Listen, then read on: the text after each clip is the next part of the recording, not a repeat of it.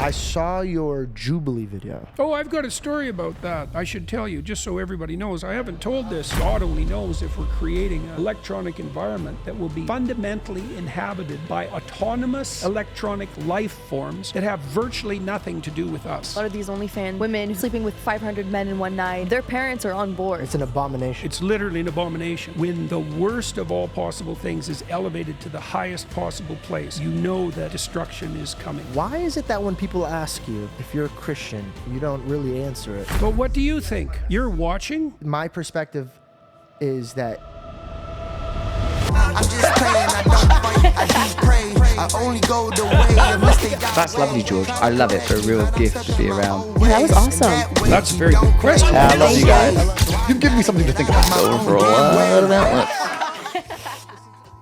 What's up, guys? Welcome back to the George Janko Show. Today we have an incredible guest. His name is Dr. Jordan Peterson, and we're going to be going over a lot of topics that a lot of people have been curious about. His Jubilee video and appearance, how he feels about where the government's moving, his fear for the future, and his deep, deep beliefs and his processing.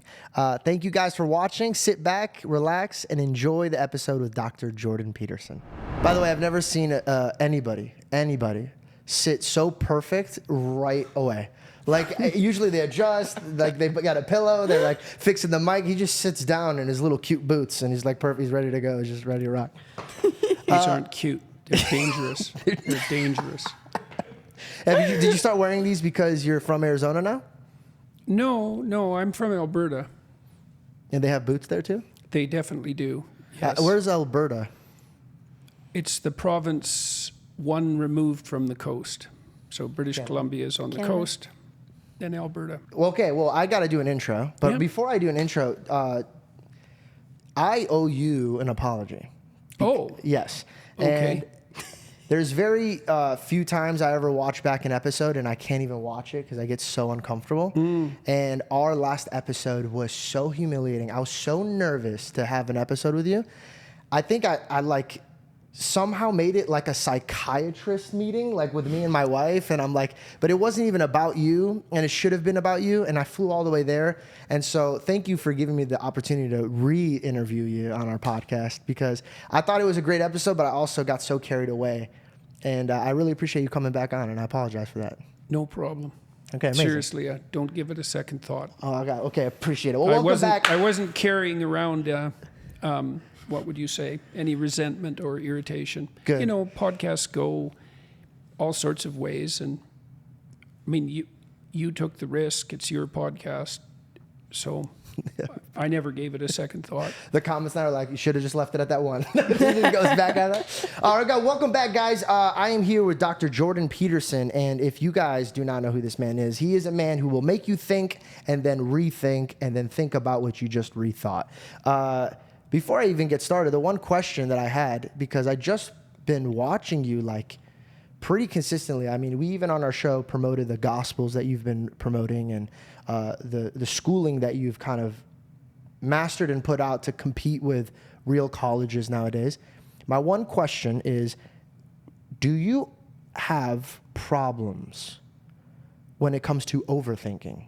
Like, do you ever get so caught up in your mind that while you're trying to help these other neighbors of yours, parenting in ways or in ways that could help them in schooling, but do you ever get into your own head? Because the way that I've ever seen myself get anxious or depressed is when I overthink. And I would assume I'm wise, but then my own thoughts kind of like tear myself apart.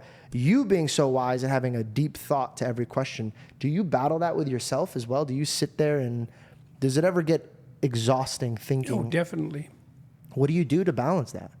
Well, I suppose it was particularly intense when I was younger in graduate school.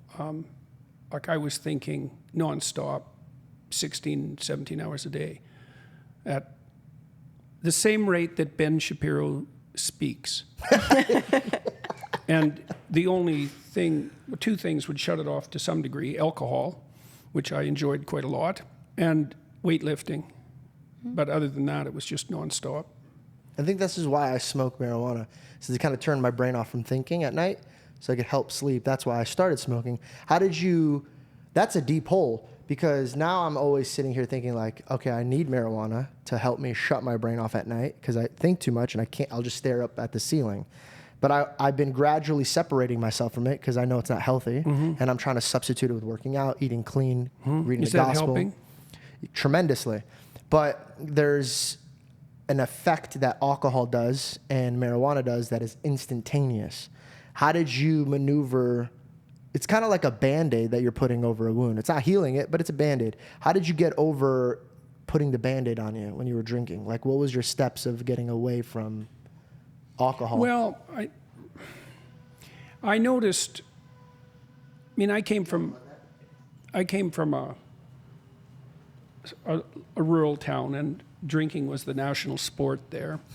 And when I went to graduate school, there was a level of professionalism that became increasingly demanded. And it was also the case that if I was suffering the ill consequences of a night out, let's say, that I couldn't work effectively. And my work and my professional conduct became increasingly important to me. And I realized when I was about 26 or so that pretty much the only time that I had regrets about my conduct was in the aftermath of a drinking episode.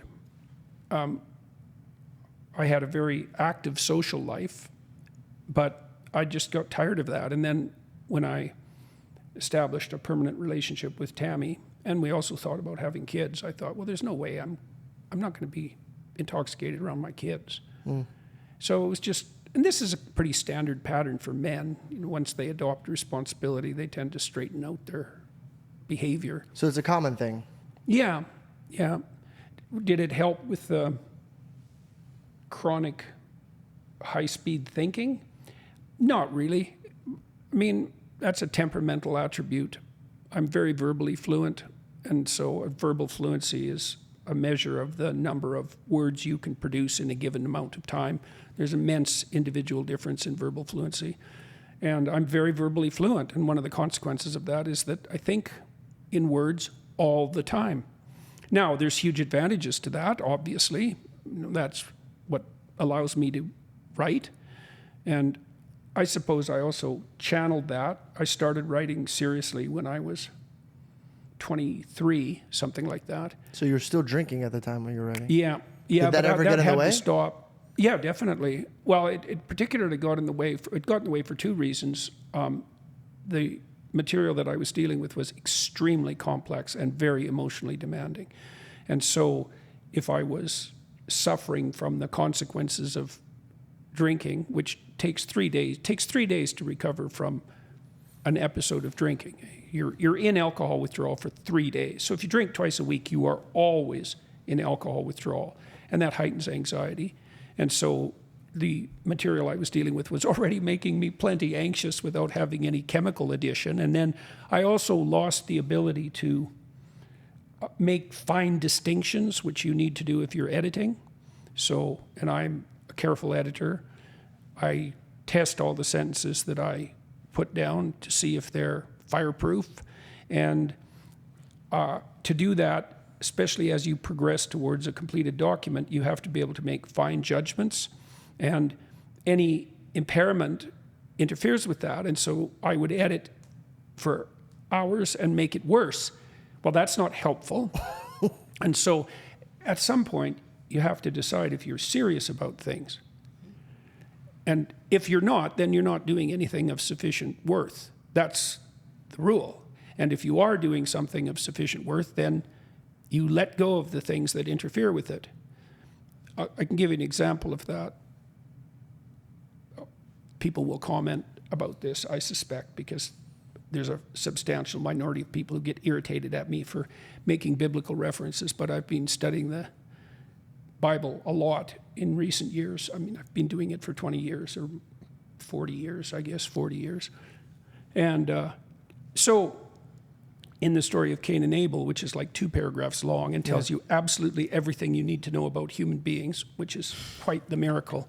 Yeah, it's incredible. It's unbelievably condensed. So Cain is bitter. Oh, his sacrifice is no good. His sacrifices are not appreciated by God. And there's an implication in the text that he's not bringing his best to the table. Can I like just because we're bringing that up, Yeah. and it's such a deep and profound part of the Bible.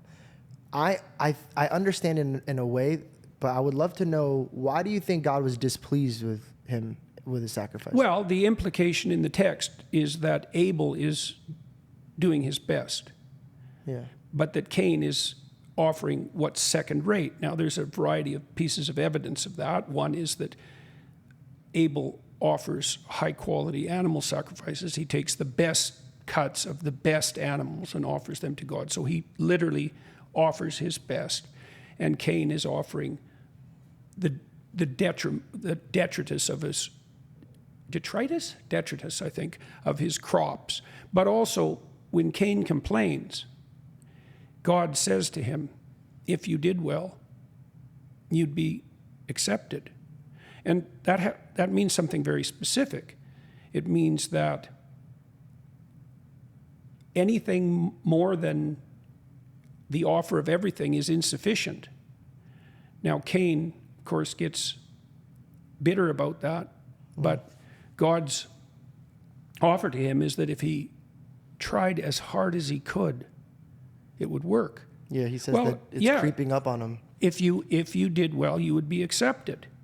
And it's a remarkable story because it has the victimizer narrative embedded in it, right? Cain considers himself a victim, and he's victimized by Abel and God, and Abel is a good man and is doing everything he can to put himself and the world together, and he's favored by God for that reason, and Cain destroys his own ideal and suffers in consequence. Well, I came to understand when I was in my 20s that if you were going to attempt something meaningful and responsible and difficult, that you had to make the proper sacrifices. And the sacrifices are the elimination of anything that's interfering. Anything. All of you. Most of you will go if you do that. Most of you will burn away. Hey, what's up, guys? This video is sponsored by BetterHelp, and to be honest, we all need help. I get help all the time when it comes to my friends like Reed and Bell, and I also realize that stress comes when there's a lot of workload, but you gotta maintenance that in the best way possible. For me, I like to read the Bible, I like to go for a walk. I myself have never been into therapy, but I've seen a lot of men walk out of it in a better way. Obviously, you wanna make sure you pick the right one, and that's the best part about BetterHelp. You could switch the person you want or end it at any time if you feel like it's not actually working for you. Therapy is done right, it will empower you to be a better version of yourself, a stronger version of yourself. And remember, I said that you could choose any therapist you want. They have 30,000 active therapists, so you can navigate and find one that's specifically good for you. It's served over 5 million people globally. As the largest online therapy provider in the world, BetterHelp can provide access to mental health professionals with a diverse variety of expertise. Unwind from work with BetterHelp. Our listeners will be getting 10% off their first month at betterhelp.com/Janko. That's BetterHelp, HELP.com/Janko. Now let's get back to the show. But it's time and time again that every time a man sacrifices for God, the crumbs that God gives over to the man is greater than the sacrifice that the man gave to God. Well, that's the covenant, right? That's the deal that God offers Abraham. I realized I was bringing up Abraham, like he didn't one time, but 2 times told somebody that his wife was his sister because he was terrified. And then I sit there and I think, we always make jokes. Well, if I was walking with God, that I would have been like, no, that's my wife, da da da da. But if you keep reading, the man not only doesn't touch his wife, blesses him with stuff that he could carry with workers, gold, fruit, like. He left stronger than he did walking into the place that he had fear with. And then I realized with David, he also fell. And we also make the comment, if God chose him, why would he do this? Why would he do that? And then I came to the conclusion that a righteous man isn't a perfect man or a man who's actually obedient, but a righteous man in God's eyes is a man who knows that he's like just a filthy rag without God. And then the one that plays the victim is trying to tell God, what are you talking? I gave you this. You should be grateful that I gave you this. And it's a position of pride. And so like God's really looking at the reflecting of the heart. Right. Yeah.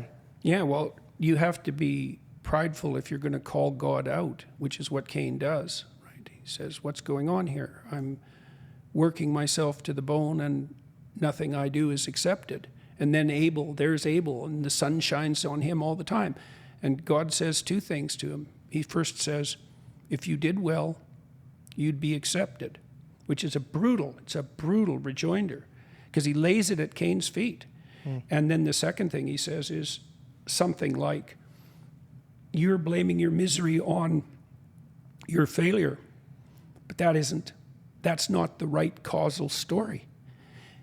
So imagine that if you're failing and things aren't going well for you, there's a variety of attitudes you could take, right? You could curse God and die.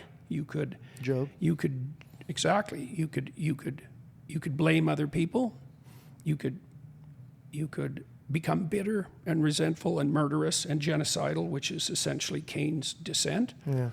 Or you could take responsibility for your failure. You could learn and you could change. Those are all equally probable, equally possible causal outcomes. Well, what God tells Cain is that he says to him, you're outlining this tale of failure and you're laying that at my feet. The cosmos I created is insufficient for you, but you're missing an intervening variable. He says, sin crouches at your door like a sexually aroused predatory animal, and you let it in to have its way with you, it's a very, very harsh diagnosis. But the idea, and the idea is correct, is that he's flirting with sin. More than that, he's dallying with it. He's letting it possess him. But the sexual metaphor is purposeful. He's entering into a creative union with the spirit of resentment and bitterness. And this is what people do. Like, I've studied the kids, for example, the Columbine killers who shot up the high school. Bite killers? Columbine. Oh, gotcha. Yeah, and they brooded on their resentment for maybe thousands of hours. Well, you can get a long way down a very deep rabbit hole if you brood on your resentment for 1,000 hours. And God only knows what you're inviting in. And you do invite it in because the way that your psyche operates is that, this is a terrible thing to understand, the spirit of your aim answers your prayers. So if you're obsessed with resentment and revenge, then the spirit of resentment and revenge will reveal itself to you in your imagination. That's how your thoughts work. So, pardon me. Yeah. Does this coincide with him saying, seek and you shall find? No, that's a gospel statement. I know, but when I read that statement and I try to break it down to people, yes, it does. I see what you mean. Because it's not just seeking God. If I'm seeking vengeance, you'll find it. It's kind of like when somebody looks at his wife, he's looking for a problem, you'll find it. Yes, well, that you see, your perceptions are navigating tools. So when you're operating in the world, when you're walking somewhere, you orient your eyes towards your goal. Yeah. And you see a pathway. You see tools and obstacles. You see friends and foes. Sometimes you see agents of magical transformation. They change your aim. That's their purpose. Yeah. And your thoughts are exactly like that. Once you establish an aim, then the revelations that will make themselves manifest to you are oriented towards that aim. So, people ask, well, are prayers answered? It's like, well, it depends on who you're praying to, how you're praying, and what it is that you're aiming at. They'll be answered. Like, something will answer, and you bloody well better be sure that the wrong thing isn't answering. Yeah. And that's exactly what happens to Cain, is that you see that idea reflected in horror culture, right? There's the idea, for example, that you have to invite a vampire in. Yeah. Right. Well, it's the same. That's a very old idea. You have to open your heart. And imagine that around the spirit of resentment, there's a cloud of concepts and motivations. And some of those would spring from your own soul, so to speak. They'd be personal to you, but a lot of them are part of the cultural tradition that's emerged around representations of evil. Well, that whole complex is a complex of associated ideas. It's alive. It's living. It's instantiated in people's minds. And it's a personality. It's a distributed personality. It's very complex. It's the personality of evil. It's represented in horror movies and all the time, fragments of it. But it has a totality, which is like the complex of ideas. And it's alive. This is why Christ refers to the kingdom of heaven, for example, as a mustard seed. His metaphor for ideas is a seed. And that's right. Well, if you plant a seed, if you allow a seed to be planted in your mind, you have no idea what plant it will grow into. And if you dally with the most pathological of motivations, you have no idea what you're inviting in. So how do you remove a bad seed, or how do you water one? Like, is it practice and repetition? What do you have your eyes and ears on? I think part of it is practice and repetition. That's part of the purpose of like a religious ritual, like a prayer ritual. If you strip the idea of prayer of its magical element, let's say, so let's just do that to begin with, because it's always better to keep things simple.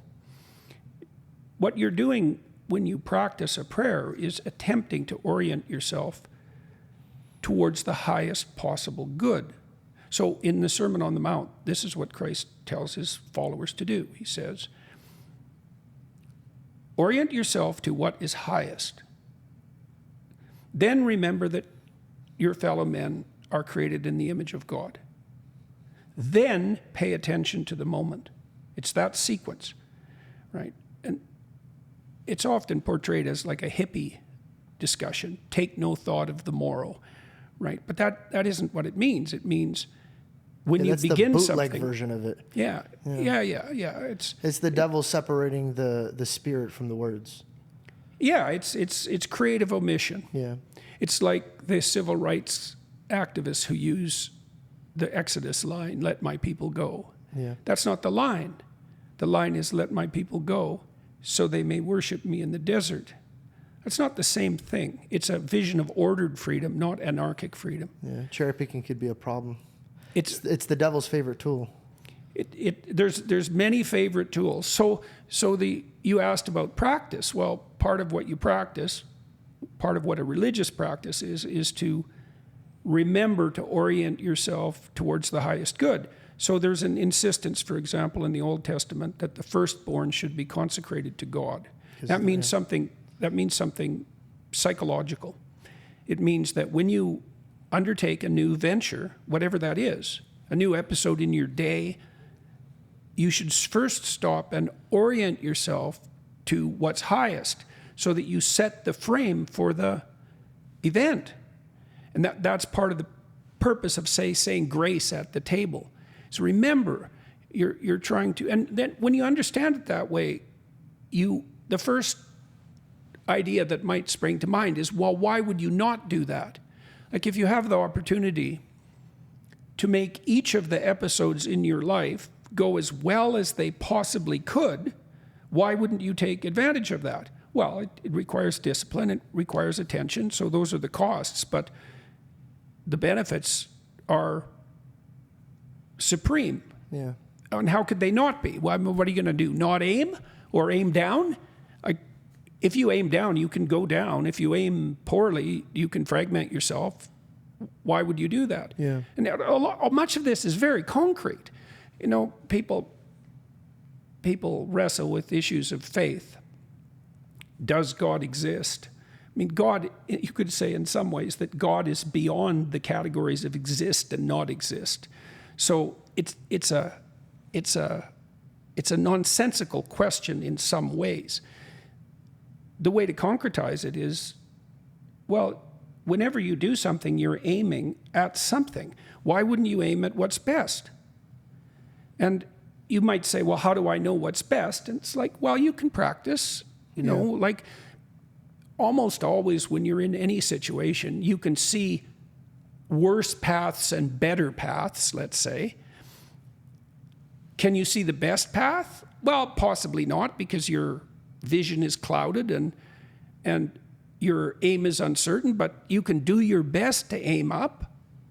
And then you might ask yourself, well, if you practiced that for decades religiously, wouldn't your aim improve? Well, most things improve if you practice them. You know, one thing I practiced quite diligently was paying attention to the physical consequences of my words. Like I noticed when I was young, in my early 20s, that after I'd figured out some of the things I just discussed with you, that many of the things I said made me feel weak. And then when most of them really, 95% of them to begin with, and then I realized that I was using my language as a show, you know, a show of dominance or a show of intellectual superiority, or to attract attention, or to win an argument, or as a means of combat, like instrumentally. And what I tried to do was replace that by just saying what I thought to be true and letting that go wherever it went. And that's a form of faith, right? Because faith in the truth is the presumption that whatever happens, if you say the truth, is the best thing that could happen, even if you can't see it. That's a statement of faith. There's no way out of that, by the way, because the alternative is faith too, is that you can manipulate using your language and that'll work. That's a statement of faith too. Well, also, people have a problem with they believe their own lies. So that can get tricky. Well, all you have to do is tell them to yourself a few times and you'll believe them. I mean, there's experiments showing that. If you bring people into a lab and you give them a survey of their political beliefs, let's say, and most people's political beliefs are very shallow. They're not well fleshed out. So they're empty, you might say. They're low resolution. You have them then write a 500-word essay arguing against their stated position.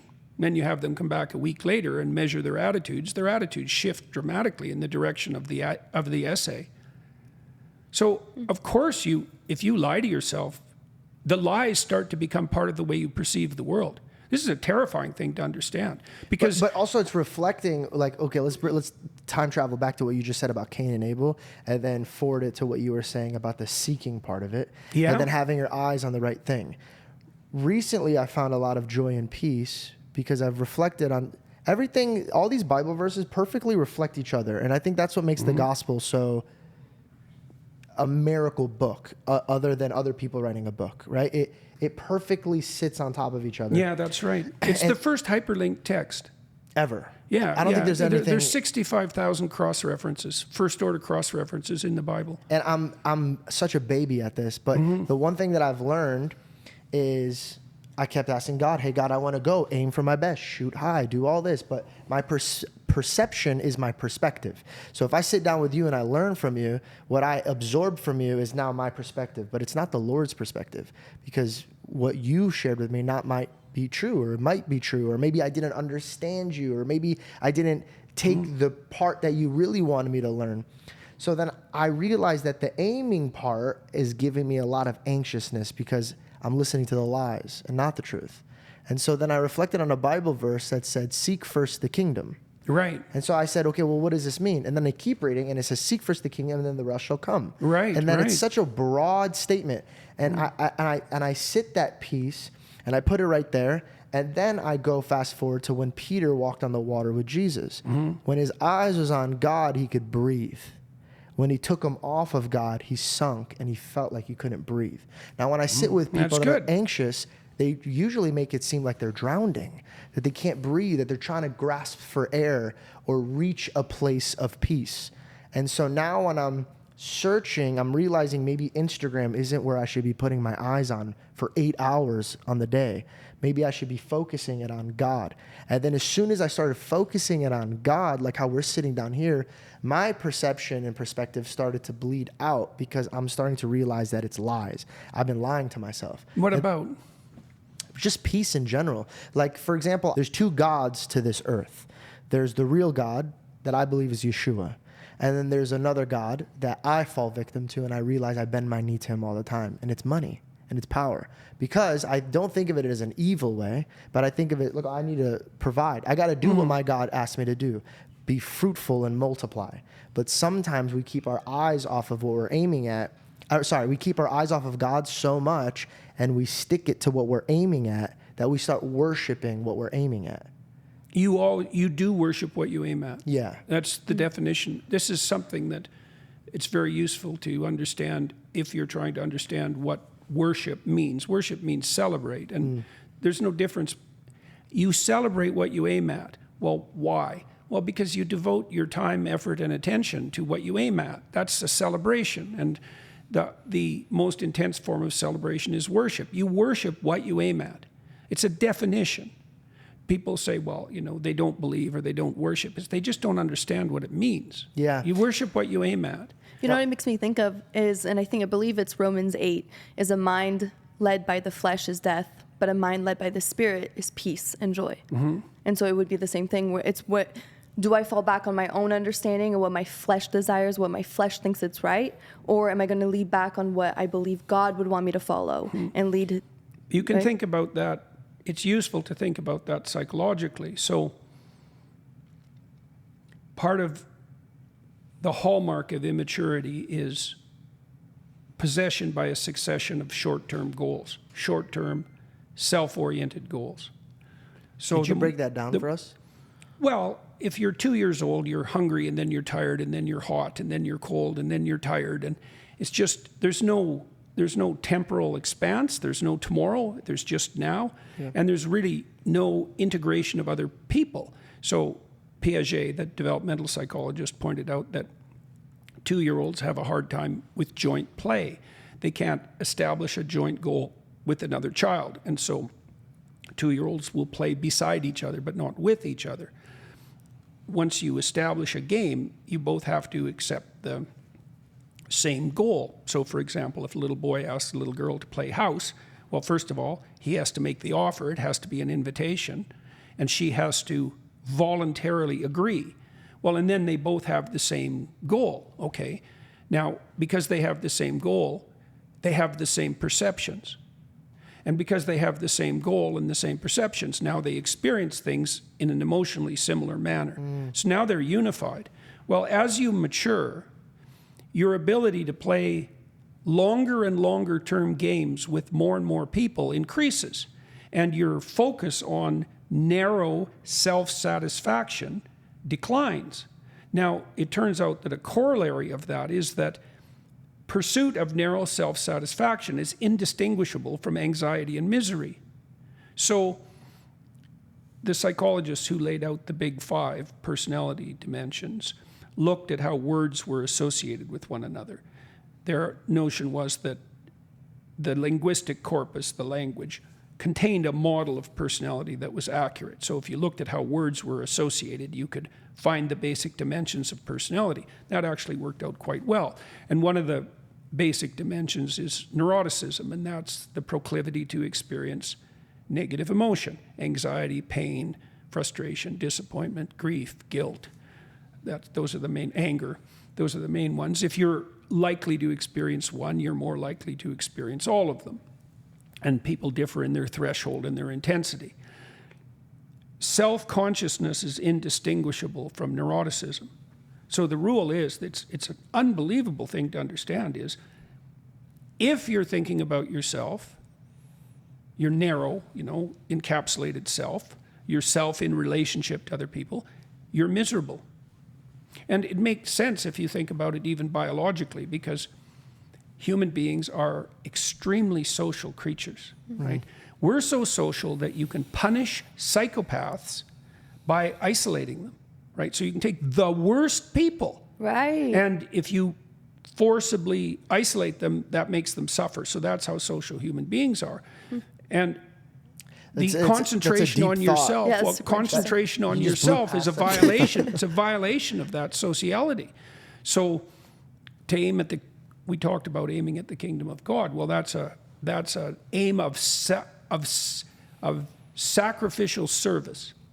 And you might say, well, to what? Well, to harmony, to peace, to others, to yourself, really, over the longest possible span of time, because that narrow focus on the flesh, let's say, it's not a good medium to long-term strategy. It's a very bad long-term strategy. So in a marriage, for example, you're supposed to, the husband and the wife are supposed to subordinate themselves to the service of the logos that unites the couple, right? So you're not subordinate to him and he's not subordinate to you.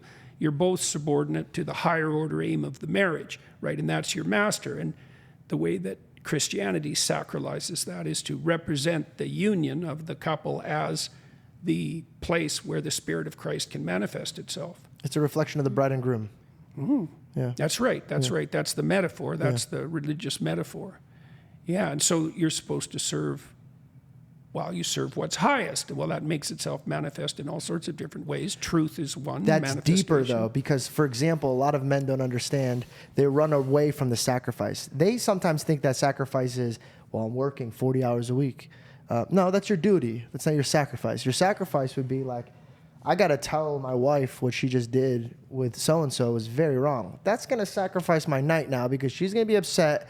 I have to relay this message, but how am I going to do this in a way where it's not going to ruin my night? Oh, obviously it's going to ruin my night. But this position will make her stronger the next time she walks into the room. But it's the sacrifice that people don't want to take is being the bad guy. And it's sometimes what God did to Cain or Abel. And it was kind of like, hey, these are your problems that you need to work on. And he didn't look at his problems and want to work on it. Does it make sense what I'm saying or no? So there's an echo of that in the Exodus story. So Moses leads his people away from the tyrant, right, the Pharaoh. But that's how the story is often conceptualized, but that's not sufficiently accurate. Moses does two things. He overturns the tyrant, the Pharaoh, but he also overturns the slaves because the Israelites under the Pharaoh had become slaves. And they're just as responsible for the tyranny as the tyrant, right? There's no tyrants without slaves. Now, slaves are people who lack a vision of the promised land. Okay, now, you might ask yourself, why do people consort with tyranny? Why do they put up with it? And part of the answer to that is they don't want to pay the short-term cost. So when the Israelites free themselves from tyranny, they don't go to the promised land. They go to the desert. Yeah. Right. Well, that means something. It means that when you're dominated by a false idea and you determine to sacrifice it, you're going to be in the desert for a while because that idea has integrated. It serves as a source of integration, even if it's pathological. And whatever it integrated falls apart and torments you. You'll be purposeless, for example. And it requires the generation of a new vision, a new and more comprehensive vision to rectify that. People have all sorts of reasons for not making the sacrifice that you described. There's going to be trouble. This is why people don't tell the truth. Because they're scared of the retaliation of it. Well, look. Conflict. Yes, they want to run back to being a slave. Is this what you're trying to describe with the Wilderness Act? Like, they were set free on their way to milk and honey, but because of the lack of faith of God's promise, they wandered around, and eventually they missed being a slave. And they missed being slaves. They complained about not being able to be slaves constantly on the voyage. I've met so many human beings that have a relationship with God that yearn to be a slave again. And I think what you're describing to me, and I could be getting you wrong, but there's so many processes that needs to be taking place for you to have a healthy relationship with the Lord. And the first step is the tiny sacrifice, the short-term sacrifices, and it's even those that they don't want to make. Is that where I'm kind of gathering, or am I kind of being lost? No, I think that's right. I mean, you told a story of not wanting to bring up a painful truth because of the disruption it would cause. Yeah. By the way, hypothetical. Yeah, of course. Yeah, hypothetical. Of course. I forgot to say that. I'm so sorry. Of course. It's usually her telling me. But obviously, like, people lie because they want to escape from a deserved punishment or because they want to gain something that they didn't earn. Those are the basic. See, those are the two temptations that Satan lays before Christ in the desert. Yeah. Right? He says to him, he tempts him to turn the stones into bread, and he tempts him to throw himself off a high place to be saved. Well, that's the root cause of deception, let's say. You lie because you want to get something you didn't earn, or you want to escape from a consequence that you walked into, right? And And so people, now the alternative to that is to say what's true, but the consequence of that is that there's going to be a demolition of a small form of tyranny, yours or someone else's, and a period of loss. That's the upset. The notion, this is what's played out in Job, the notion is that all things considered over the medium to long run, that willingness to grapple with the momentary disruption is the most effective way of moving forward. And I think that that really is you really have to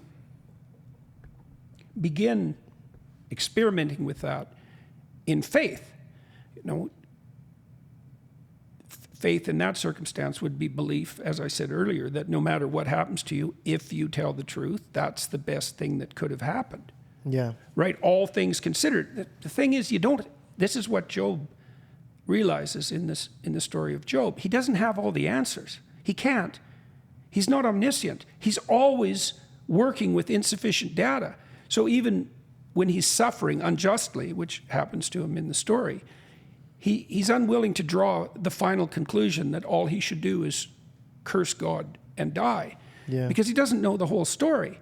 And so what he decides to do is to maintain faith in his essential goodness and in the goodness of God, regardless, as his initial position.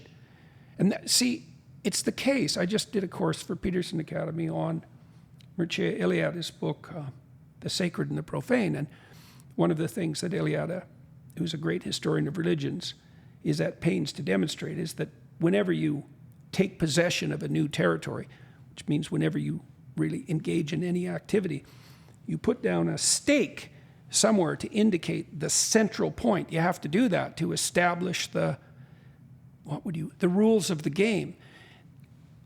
The rules of the game are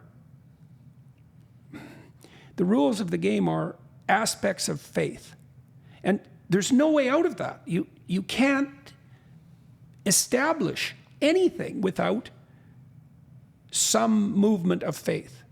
Well, so then the question is, what should you have faith in? Well, the highest good. Why would you have faith in anything else other than the highest good? I mean, when you think about it in that way, it just seems self-evident.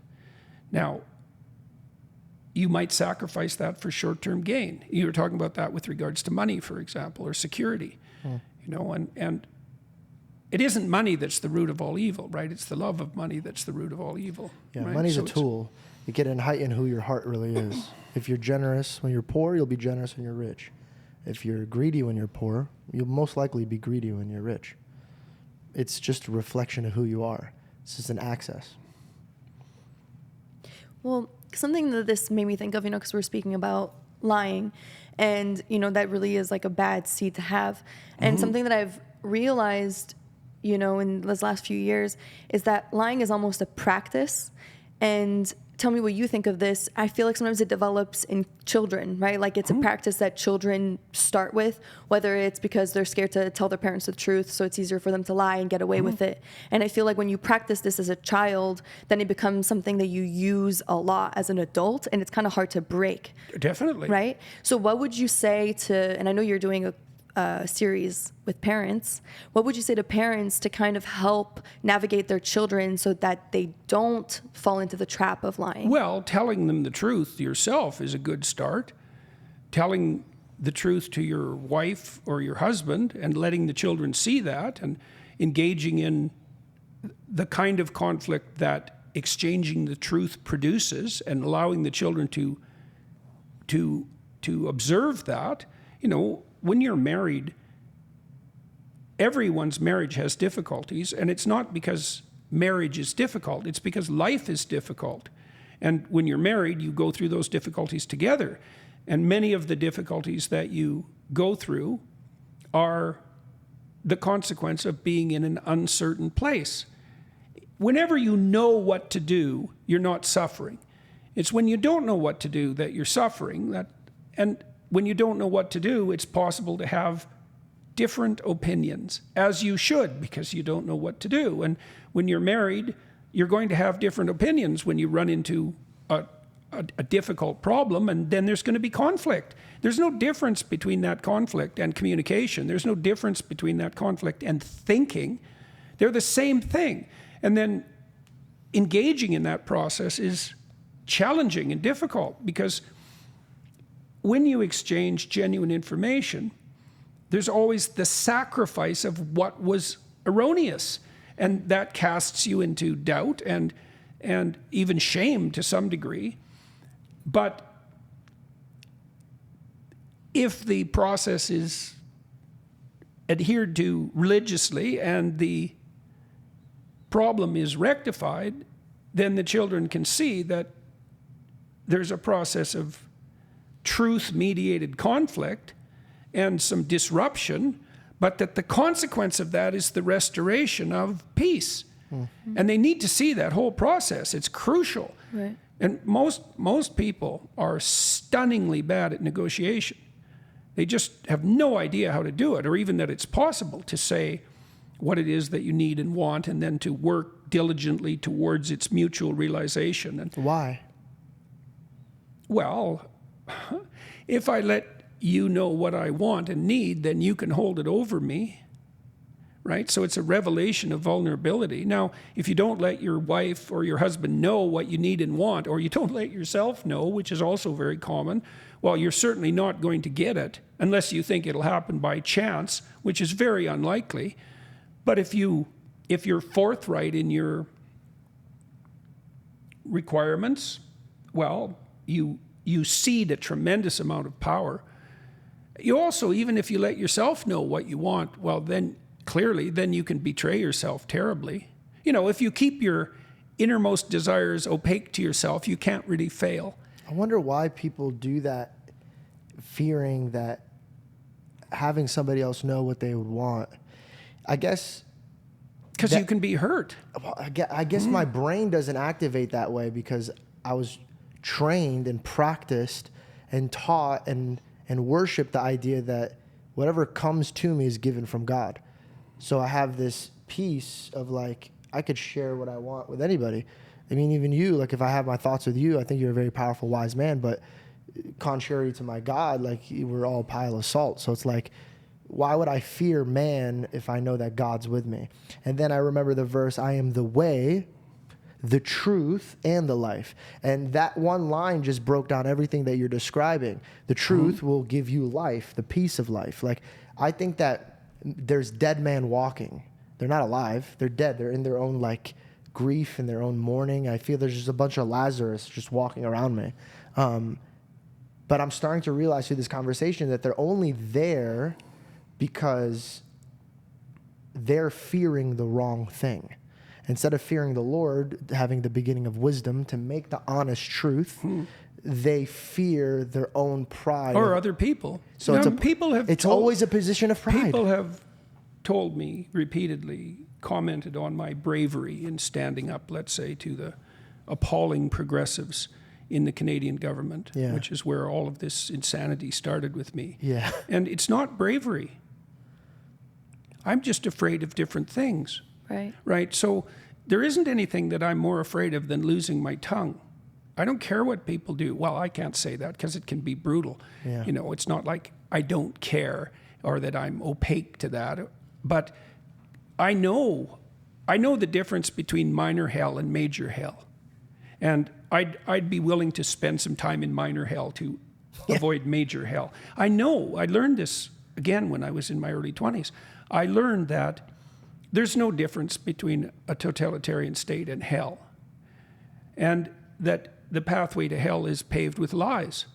That isn't a theory as far as I'm concerned. Okay. We know it. In a totalitarian state, everyone lies about absolutely everything to themselves and everyone else 100% of the time. That's hell, right? And so that's what I'm afraid of. That's what you should be afraid of. I do want to get... Seriously. I want to get in the conversation of your predicament between you and Canada.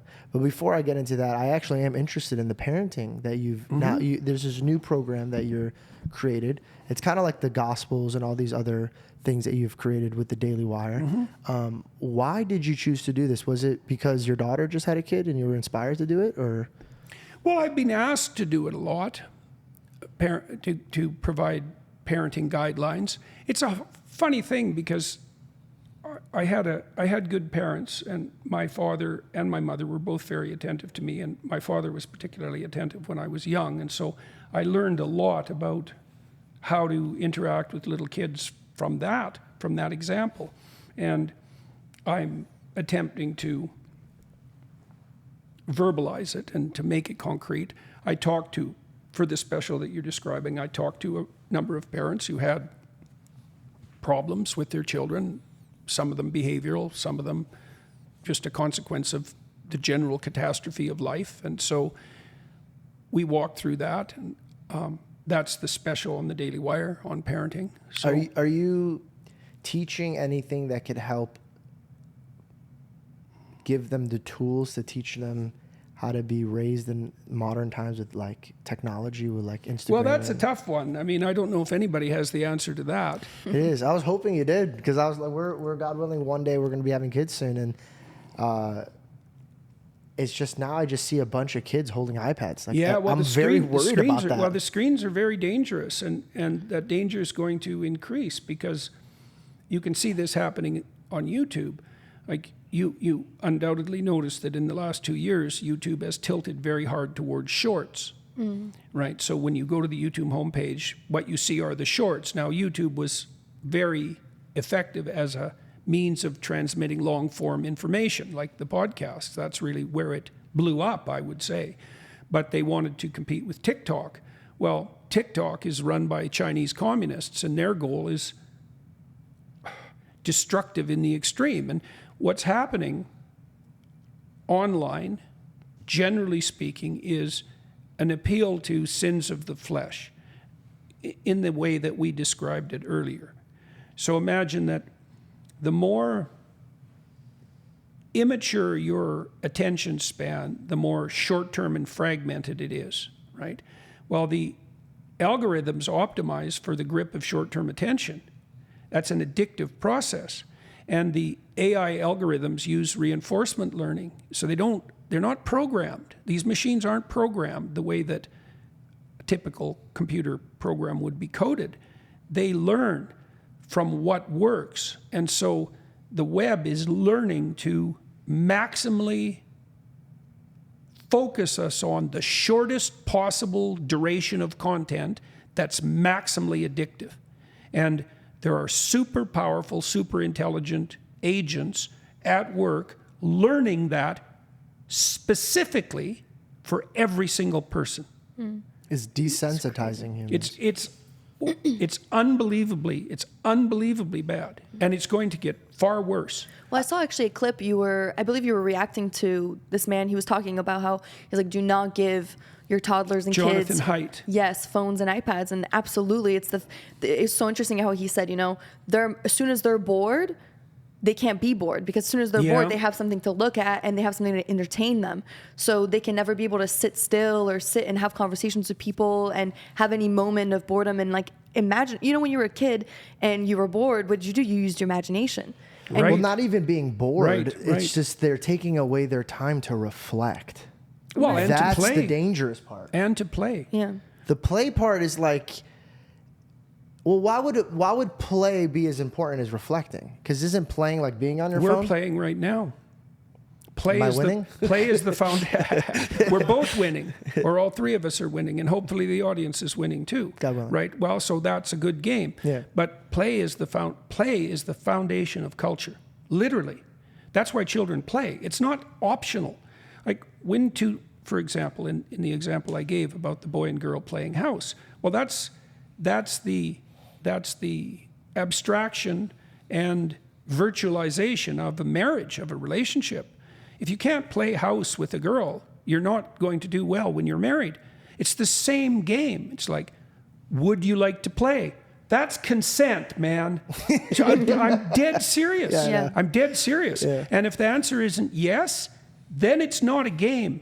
And it's certainly not a good game. And it's not a game she'll enjoy. And it's not a game she wants to repeat. And that's learned at 3. If it's learned between 2 and 4, that's when that's learned. And if it isn't learned then, it isn't learned. It's really not good.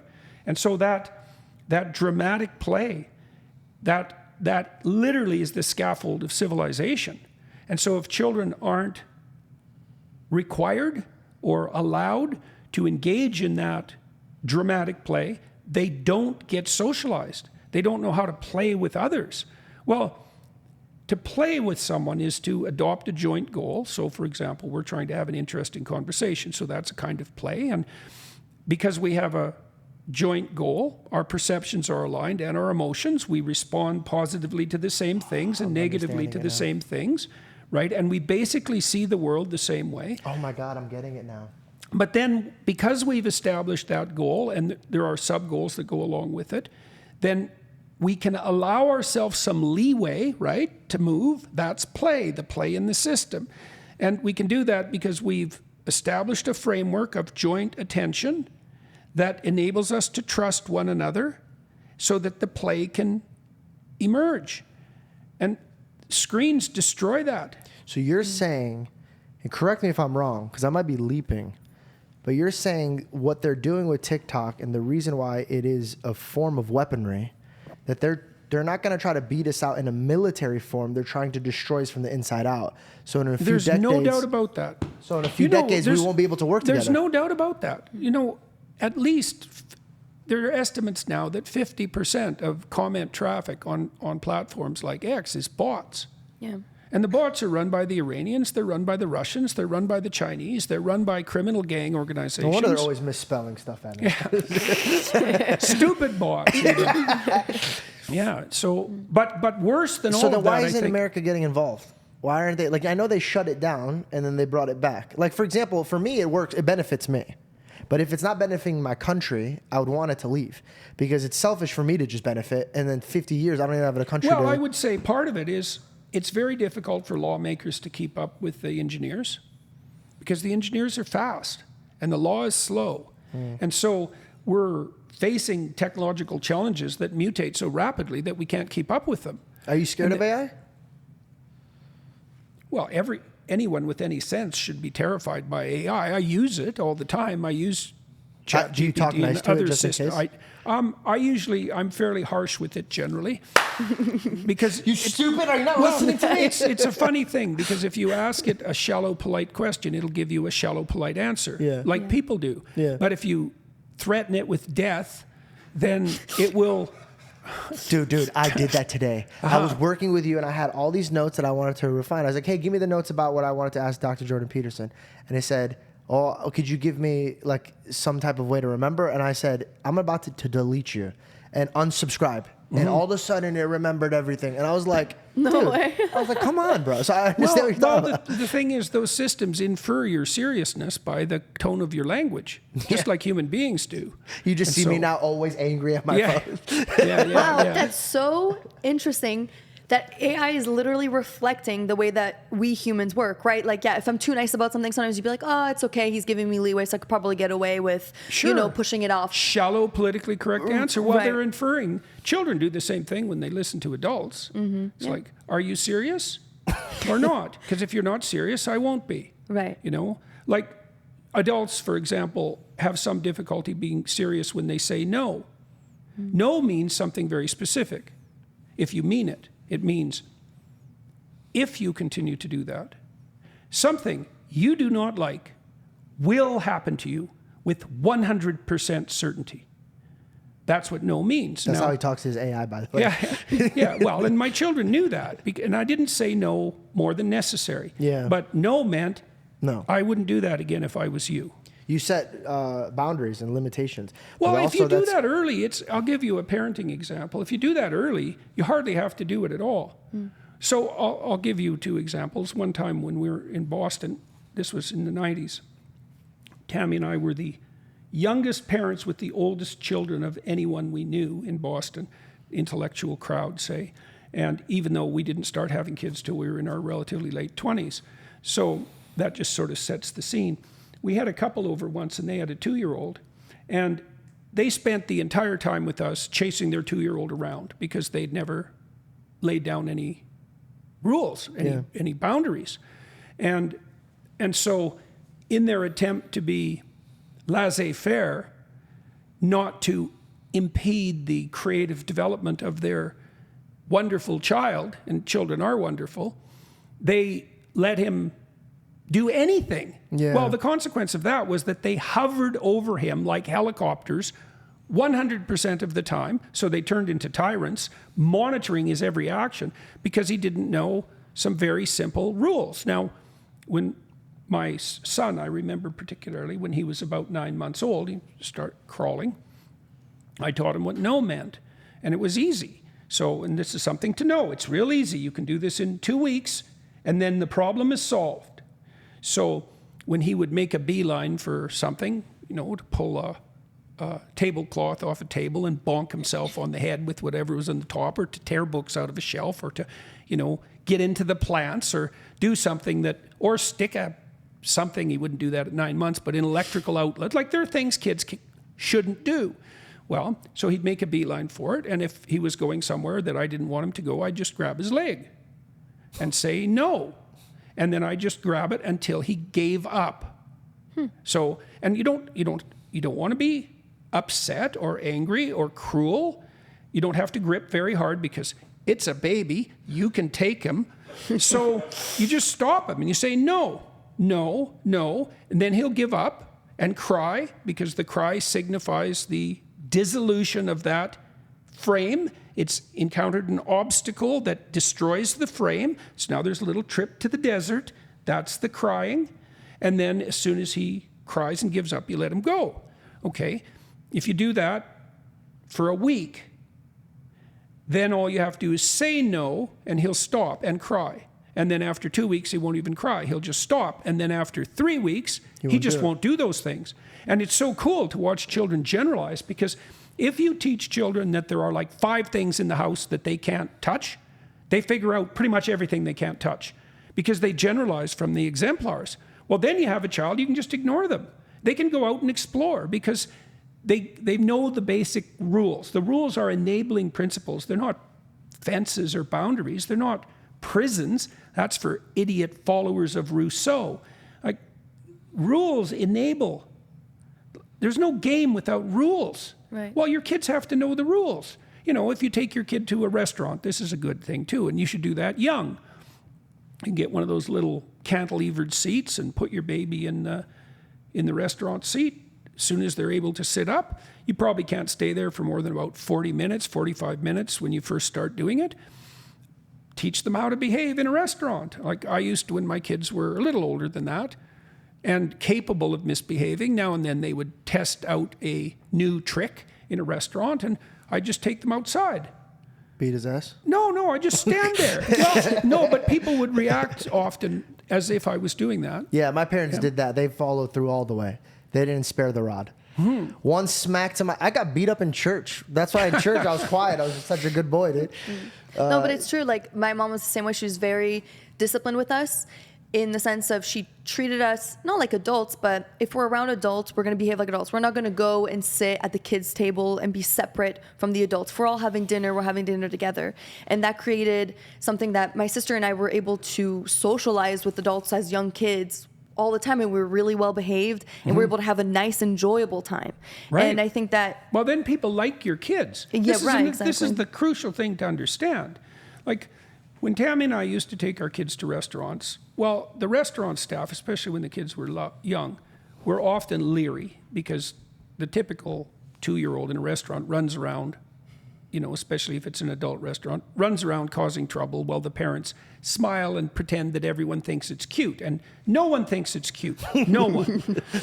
Everyone wishes that family would just go home, right? And they're not happy with the children, although they'll smile falsely. Yeah. And so then that child is surrounded by lying adults who smile falsely at their misbehavior. Right. The alternative to that is to encourage your children to conduct themselves in a civilized manner, which isn't that difficult to manage, and then the consequence of that is that strangers will approach your table and congratulate them. Right. Right. Well, what do you want? You want everybody in the restaurant to hate your kid because you're too damn stupid to impose a minimal set of governing principles? Or do you want everybody to be happy with the fact that they exist and smile at them and interact well? Right. Right. Discipline is freedom, in a sense. Like you were saying, if he knows his boundaries, then he can go out and explore. He could go have a fun time. But if he doesn't have that, then he has no freedom. Okay, so when Moses tells the Pharaoh to free his people, he says, God said, let my people go, so they may worship me in the desert, in the wilderness. It's ordered freedom. It's not anarchic freedom. It's not freedom from structural rules or enabling principles. There's no freedom in the absence of enabling principles because no one knows what to do. Yeah. Like people hate that. Unconstrained freedom and utter paralyzing chaos are exactly the same thing. Do you think this is why people that become very rich quick or powerful quick, they end up kind of like lost and confused and destructive? Well, there's a variety of reasons for that, and that can be one of them. I mean, necessity is a good constraint, right? Having to go to work means you have a routine. Yeah, routine help. Oh, that's for sure. Making your bed, that pitch that you made has saved a lot of people's lives. And people would always come up to me after your interview, be like, bro, I make my bed every day. And to be honest, I didn't know what that was. Yeah. So they would just randomly keep coming up to me like, dude, I make my bed because of him. And I was like, what the fuck? Yeah, isn't that a weird thing? Eh? Yeah. But well, there's levels to everything. I mean, making your bed, if you do it regularly, that means you know what to do when you wake up. And that transition from sleeping to waking can be an ambivalent time for people.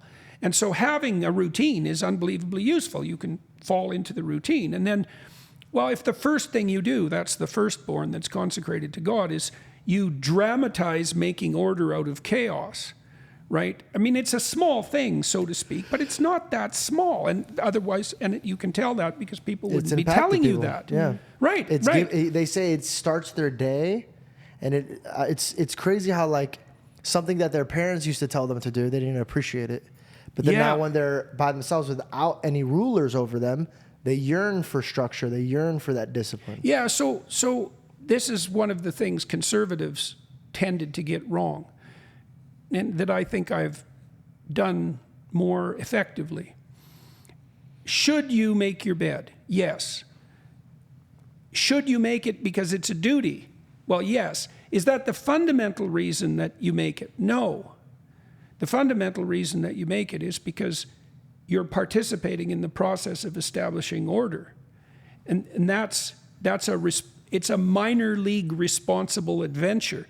Like the reason,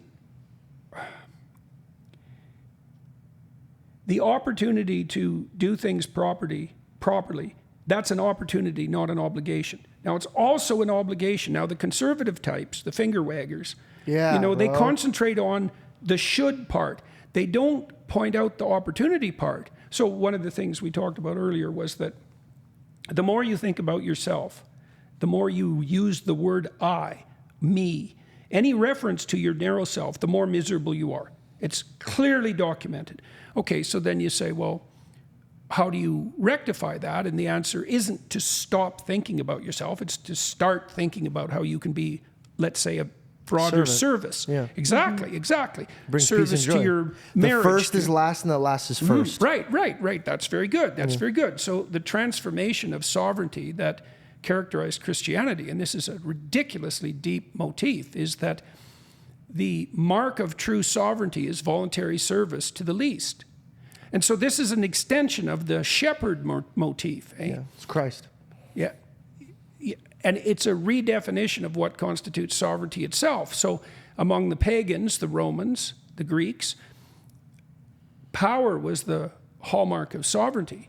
If I can make you, then you will. Yeah. Right? So my masculinity, let's say, my claim to sovereignty was indicated by my grip on power. Well, power is a unifying force, although it's fragile, right? And it's suboptimal. The Christian redefinition of sovereignty is voluntary service of the highest to the lowest. And there's a prodroma to that in the motif of the shepherd, because the shepherd, the biblical shepherd, Moses, David, takes care of himself in the wilderness, fights off the lions and the wolves, right? So he's a monster and serves the most vulnerable. Well, that's definition of masculinity, of genuine masculinity, right? Yeah. The capability of exercising power subordinated to service to the most vulnerable, right? And that's exemplified in Christ. That becomes the foundation of Western civilization. Amen. And like, what do you want for a foundation? You want power? There's plenty of countries in the world that have power as the foundation of their civilization. I wouldn't recommend living there. No, I want milk and honey. I want what Jerusalem was promised to be like. I think the finger waving thing, Yeah. oh man, dude, I feel that deep. I did a few projects with individuals, and I had to like literally stand up and condemn crowds from their behavior of, and this is the best thing that I could say. If I could help my brothers and sisters on the Republican side, because now I'm like, Yeah. dude, I'm not on the left, not on the right. I'm right at the center of the cross. If you are aiming at finding peace, loving your neighbor, finding a place where it's actually going to benefit the country, instead of just, and this is the problem that I'm seeing on my side. They forget their problems. They forget that God served them first, and they just point at their neighbor and they said, this is what's wrong with you. You need to fix yourself. So how could we get the other side to come even listen to us and what we have to offer if the first thing you're doing is smacking them in the face and saying that they're wrong? Imagine if Jesus came down with that type of attitude. We'd be dust. We'd be dust. Well, the conventional Christian alternative to that is to focus on your own inadequacy. Yeah. Right? I mean, it's a tricky business because you don't want to be blind to malevolence, and it's necessary to call it out where you see it. But There's punching down, though. And I think this is true. And I think there's a lot of punching down. I think there's like not running away from the truth that could cause problems, which I'm right there with you. If me and you stood next to each other and be like, hey, this is where our country's going, it's going down because of this, I'm going to stand shoulder to shoulder with you. But that doesn't mean I'm going to go knock on my neighbor's door and be like, yo, this is why you're stupid and you're lost and your wife's a whore. Look at this. And they're just sitting. Bro, what are we doing here? You're not looking at the problem to find the solution. You're looking at the problem to hold it above their head to say, yo, I'm greater than you, smarter than you, wiser than you. Right. And then beat them down to nothing and then say, yo, come follow us. Why wouldn't you follow us? Why wouldn't I follow you? Because you guys are saying that you're with a God that's all loving and peaceful, but you guys haven't showed us any of that. Yeah, well, that's the attitude of the Pharisees, right? So there are three categories of primary enemy. Christ has three categories of primary enemy in the Gospels. What are they? Pharisees, they're the religious hypocrites. Yeah. They're the people who do exactly what you just described. Yeah. They use morality as a cudgel to indicate their own moral superiority, and they justify that by their reference to God. So they're using the Lord's name in vain. That's what that means. Yeah. Right? It means to pursue your own ends while camouflaging yourself in religious guise. I would also make it known that I do that myself. Everyone does that. I fail at that a lot. Yeah. Well, it's a profound temptation. And well, think about it. You're wielding the wisdom that God gave you on others. I think about that all the time. The fact that like I sit across, I'll give you an example. We're sitting at this place and this kid was at a college campus. I was doing a college thing with a bunch of people, and there's a bunch of people that saw from my side of the fence where I think the government should go. Man, oh man, did their peace and loving their neighbor part show missing parts. This kid standing in front of me saying ridiculous things that the past me, I would have like beat this kid up and thrown him in the garbage. Like I would have been like, this kid's a loser, needs to go. But now I'm looking at him being like, all right, well, I only see it differently the way that God wants me to see it because he blessed me with the ability to understand that. So I'm looking at this kid and I never forget, he's like just fidgeting. And then I asked him, I go, do you have peace? Do you have any joy? Are you okay? And he looked me in my eyes. He says, no, thank you for asking. And he started kind of realizing his cards. And so I'm like, this is beautiful. Now this crowd is going to gather and be like, hey, like, it's okay. You know, you should like think about this and think about this. Dude, they jumped him as soon as he dropped his guard. And I got up and I yelled at everybody. And I go, bro, this guy just said he had no peace and you guys just jumped on him. And I go, but you guys, if you really did follow Christ and you do want this country to be God-fearing again, shouldn't you then be laying your hands on him and praying for him? And then all of a sudden, everybody started putting their hands on him and started praying on them. Now, where was this? This is at ASU. It's at a college campus. Oh, really? Yeah. Okay. Now, the reason I brought this up wasn't for me to go, because it had nothing to do with me. It was God's wisdom, right? But me just shining a little light changed everyone's heart into being like, oh, wait, he's right. The same way that I said I have a problem with that, I do have a problem with that. What they did to that kid, I did with my mom, with my dad.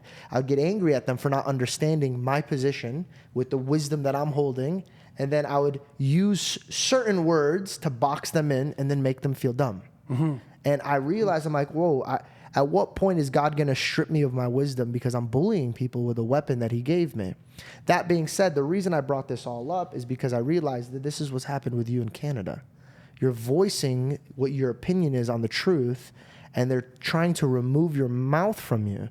How do you not have bitterness towards your neighbors? And what are you doing now to help Canada now that you're not even in Canada anymore? Is it even in your heart to help them? Well, I'm there a fair bit still because my son is there. Oh, okay, and amazing. So, yeah. So you go back and forth. Yes. Do they cause you problems for that?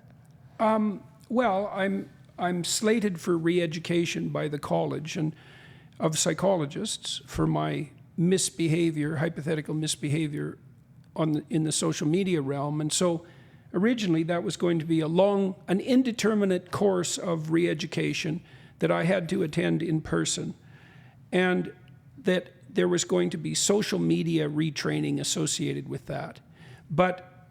And that was all going to be conducted behind closed doors. Is this a form of communism? Well, it's a form of authoritarianism, certainly. So I told them, there's no way that you're going to do this behind closed doors because I'm going to tape it and make it public. And they told me I couldn't do that because why? Confidentiality, which is supposed to But protect if they want me. you to behave like this online, why can't they show how... Precisely. Because So they're now living in their lives. they've reduced my... They're the little boy at the restaurant. That's for sure. They've reduced my punishment to 1 2-hour session online with some character from the UK who isn't a psychologist or a social media expert. So I don't know what the hell he thinks he's doing, although I guess I'll find out. I have to do it in the next couple of months. Oh, so you haven't started yet? I'm interested to see what information he shares with you, you know? But Well, also, I don't why know are you interested in doing it, if you don't mind me asking? Well, because if I don't do it, they can take my license. But Let them take it. no, they're not taking my damn license. I worked hard on that license, and I'm not going to let a pack of authoritarian half-wits strip me of something that is mine by... But you could be Stephen in the disciple form. Like, they kill off your character, how much more will grow? Right, but the same thing will happen with the re-education because I'll make it public. And I don't really know what they're planning to do because my crimes are exposing the climate apocalypse narrative fraud on Joe Rogan. And that's looking pretty good at the moment, given that I'd say half the world's population in the West now knows that the climate apocalypse narrative is nothing but a pathological, faithless, globalist WEF scam. And so there's not a shred of evidence that the problems that they outlined exist, and all of the tactics the nature-worshipping Greens have put in place to deal with the problem have actually made the problem worse at substantial economic and international cost. Look at Germany or the UK. Catastrophe on the energy side. So that's looking pretty good. I took Ellen Page, to task for parading her new chest on her social media platform and enticing unfortunately deluded and terribly suffering young women into barbaric surgery. And in the aftermath of the UK Supreme Court's decision that there are men and women, that's looking pretty good too. I criticized Trudeau and a number of his compatriots on grounds that I think are incontrovertible. Let's see, what else? Oh yes, and Have you ever met any of these individuals in real life? I haven't met Trudeau or any of his ministers. No, we've never been in the same place. Why don't you welcome him in on a conversation? What's that? Why don't you ever welcome him into a conversation? I've asked. Trudeau's running? I've asked Democrats in particular. I've asked people on the left had talked to me constantly. Now, I should say... Is Trudeau still in office? No. They made him resign. No. Right? Did they replace him with somebody worse than him? Likely. We'll see. He's been replaced by Mark Carney, and Mark Carney was a very vocal advocate of DEI and ESG regulations and net zero. He was one of the world's foremost advocates of all three of those policies for like 20 years. And he wrote a book about it called Values, where he said, for example, that 75% of the world's fossil fuel reserves will have to stay in the ground. Have to. Why? Well, because Mark Carney thinks they should, being a Pharisee, which is certainly what he is. He's Prime Minister of Canada now. Now, he's made noises about changing his spots and about turning Canada into an energy powerhouse, but I feel like they're on their way to being a communist country. Canada is in rough shape. And yeah, America's following its footsteps, though. Like, I could see a lot of their ability. You know what? Okay, and correct me if I'm wrong. I'm so new with politics, and I'm learning every way. The reason I don't voice myself too much is because it'd be stupid of me to do that. I don't even have formed thoughts. Mm-hmm. But it just now looks like a little bit of back and forth. Like, if one candidate gets elected, they're taking that time to really punch the other side and saying, for the next 4 years, I'm going to let you up because you guys did this for the last 4 years. Nobody's really looking at the country being like, yo, we gotta love each other. Like, nobody's saying like, hey, why don't we take some of what the left's got going on that is actually pretty good ideas, bring them to the table, have a discussion. It seems like it's dividing. And what I fear is I always look at the gospel, and a lot of people make fun of me for this, but dude, so far it's batting 100 for 100. But it's making it very clear that every country that went down was divided. Because if a country is divided, it cannot stand. And I didn't grow up when I was in the 3rd, 4th, 5th grade seeing mother and father and households separate over these type of conversations when none of them are even rolling up their sleeves and getting to work. It's all of like choosing a gang side and then like leaning into it. Do you agree with me, or am I just kind of missing the mark here?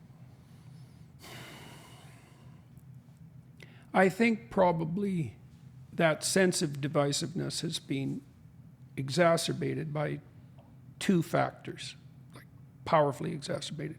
One is that the universities have become completely dominated by the radical leftists, and that's a really bad thing. How did that get there? Slowly, then rapidly. And there was a proclivity since the 1960s for academia to shift in the leftward direction, and it accelerated dramatically, really starting in about 2010. 2000, right? Yeah. It's a runaway process, I guess, once you get a certain critical mass of people who think one way and their decision is made that that's the proper way to think, then... Has this ever happened in the country before, or like in countries before, where they could bounce back from it? Because I'm so new to this. I can't really see how the universities can bounce back.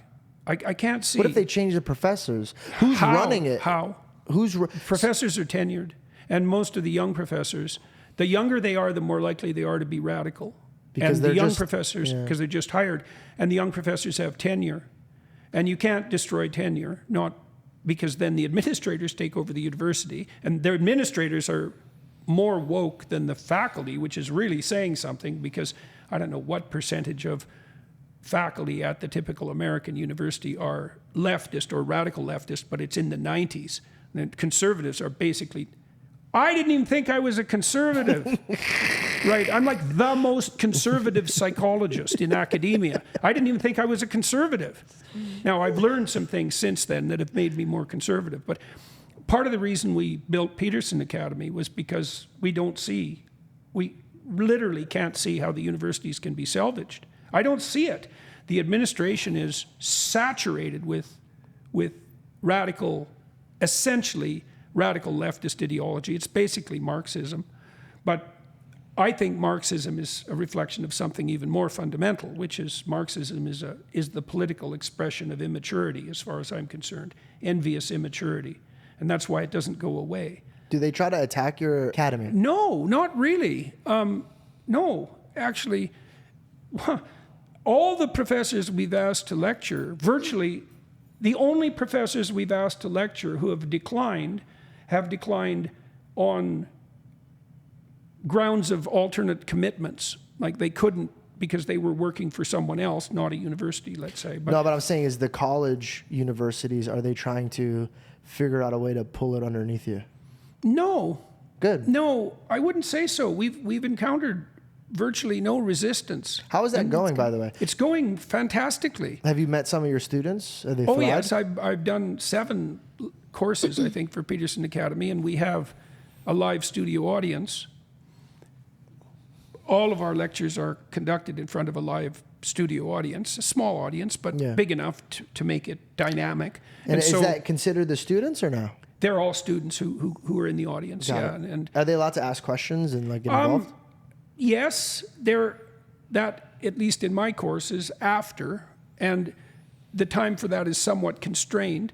We're trying to set the system up online so there'll be more professor-student interaction, but that'll be a consequence of our continued growth. We have professors already who have indicated their willingness to work full-time for us.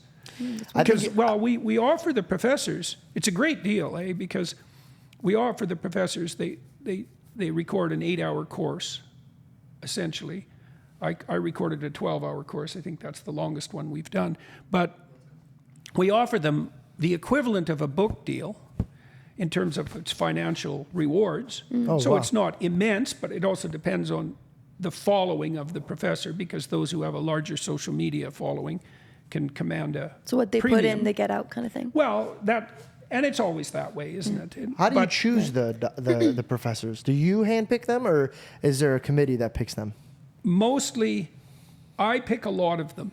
Yeah. I pick a lot of them. And my daughter and her husband, Michaela and Jordan Fuller, they are very good at identifying credible people. We review their videos and we see if they can speak and if they're interesting. And we have, at the moment, we have more professors in a way than we know what to do with, especially because all the people who've taught for us, almost all of them, have indicated their willingness, their avid willingness to teach more courses. Well, let's go. That's Oh, wonderful. yeah. Does that Yeah, make your yeah. heart happy? Well, why wouldn't they be happy? So this is what we offer them.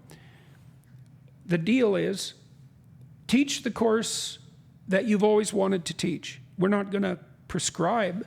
We invited you because we think you're great, and so be great. Any way you want. Teach what you want. There's no restrictions. And then come to the studio and we'll be very hospitable, and there'll be students there who really want to hear what you have to say, and then we'll package it and film it in a way that's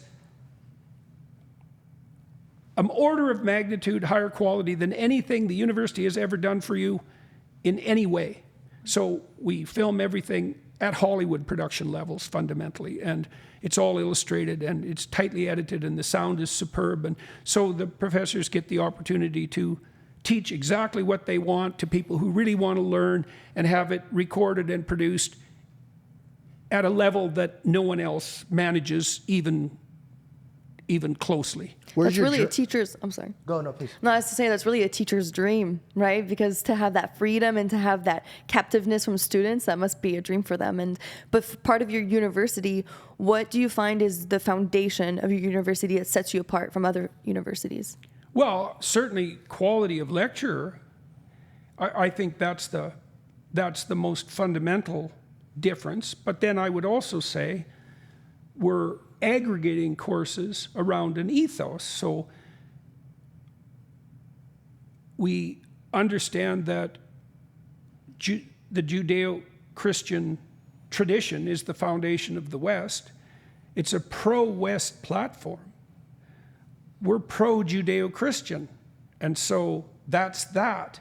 And it's traditional in that regard. And then we're in favor of free market approaches as well. And so we have businessmen and economists who lecture in favor of, I don't like to use the word capitalism because it's a Marxist word.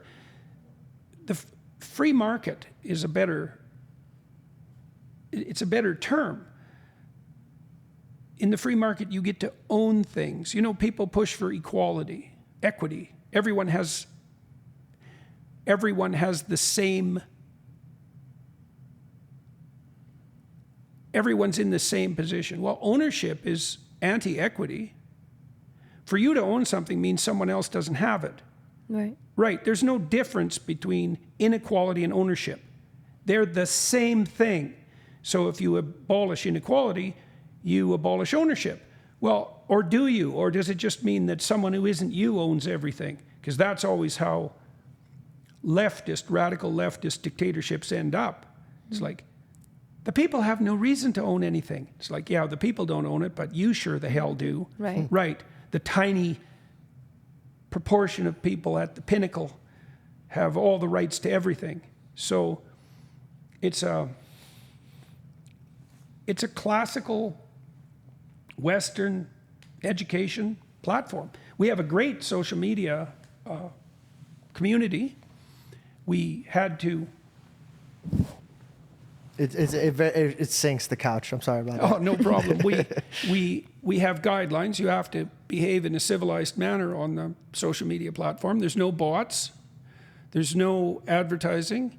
There's no bad agents. There's no bad actors, because we watch, and if you're a pain in the neck, then you get to have your money back and you can leave. And we have 50,000 students, and we've only imposed disciplinary measures on 12. Really? And that cleaned up the whole platform. Wow. Right? 12 people.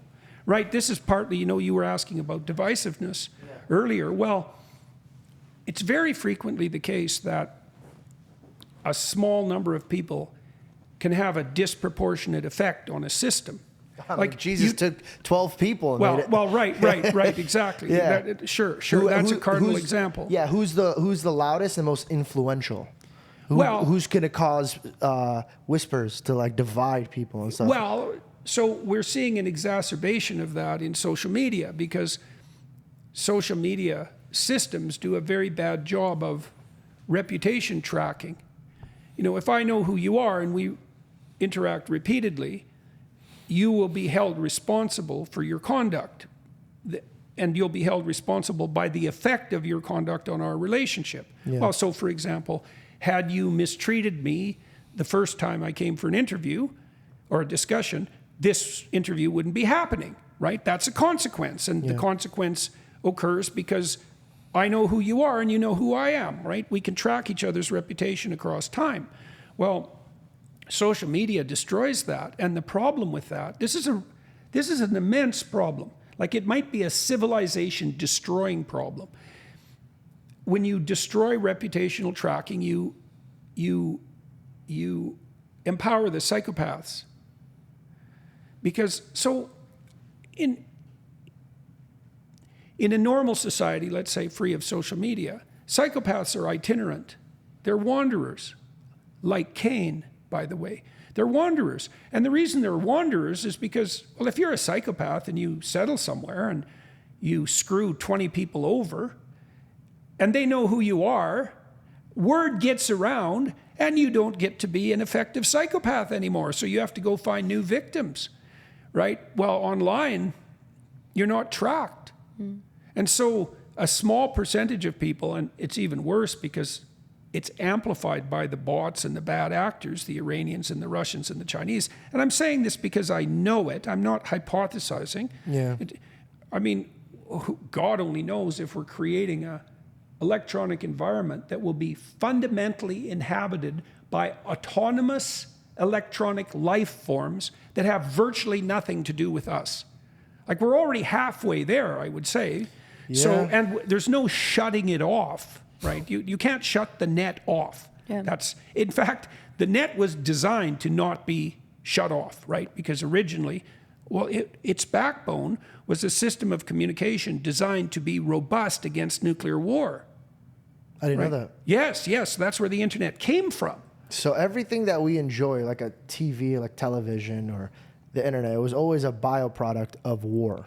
The net was definitely. And so, do you think that these governments knew what our problems are right now? Oh no, nobody could have foreseen this. Not really. Well, science fiction writers to some degree. Although I read a lot of science fiction in the 1970s, and most of the science fiction was, interstellar space travel and and laser guns and so on. There are very few science fiction authors that I read, and I read the classic authors, the kind of people that influenced Elon Musk, for example, like Robert Heinlein. Grok is named after the way of knowing of a character named Valentine Smith, who is a messianic figure from Mars in a book called Stranger in a Strange Land.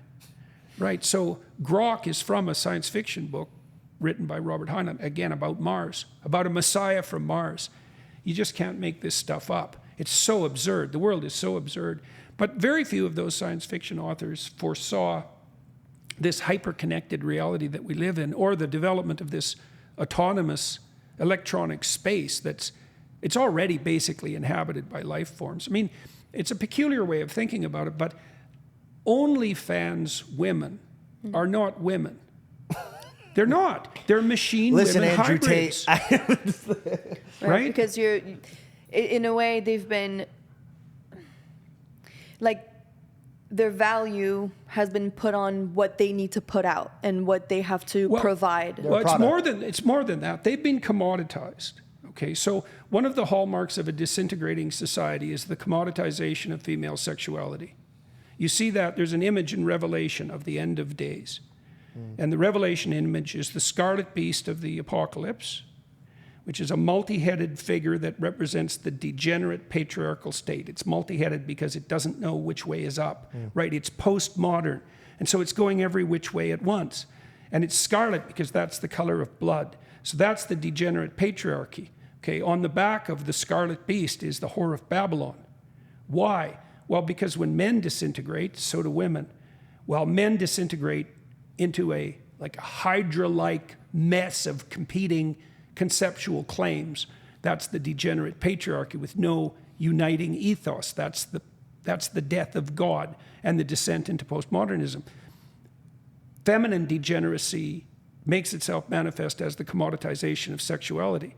Right, because there's no social forms to encapsulate sexuality and to orient it upward, right? So it wanders off on its own, you might say, and attempts to dominate. That's the whore of Babylon figure, right? So she's a very attractive, naked woman with a gold chalice full of despicable offerings. In the Revelation story, the beast kills the whore. So the degenerate state offers pleasures of the flesh and then destroys sexuality itself. And that's already happening because the birth rate's plummeted, the marriage rate is plummeted. In countries especially like Japan and South Korea, although it's starting to happen here, men and women are dividing politically, they're alienated from one another, they don't form long-term relationships. So, I'm actually worried and I was about... saying, sorry, just one more thing. The point I was making about the OnlyFans women is they're not. The reason I said they're not women is because no woman can be in 1 million bedrooms at once. That's not a woman, right? That's a machine woman hybrid, and we have no idea what a monster like that.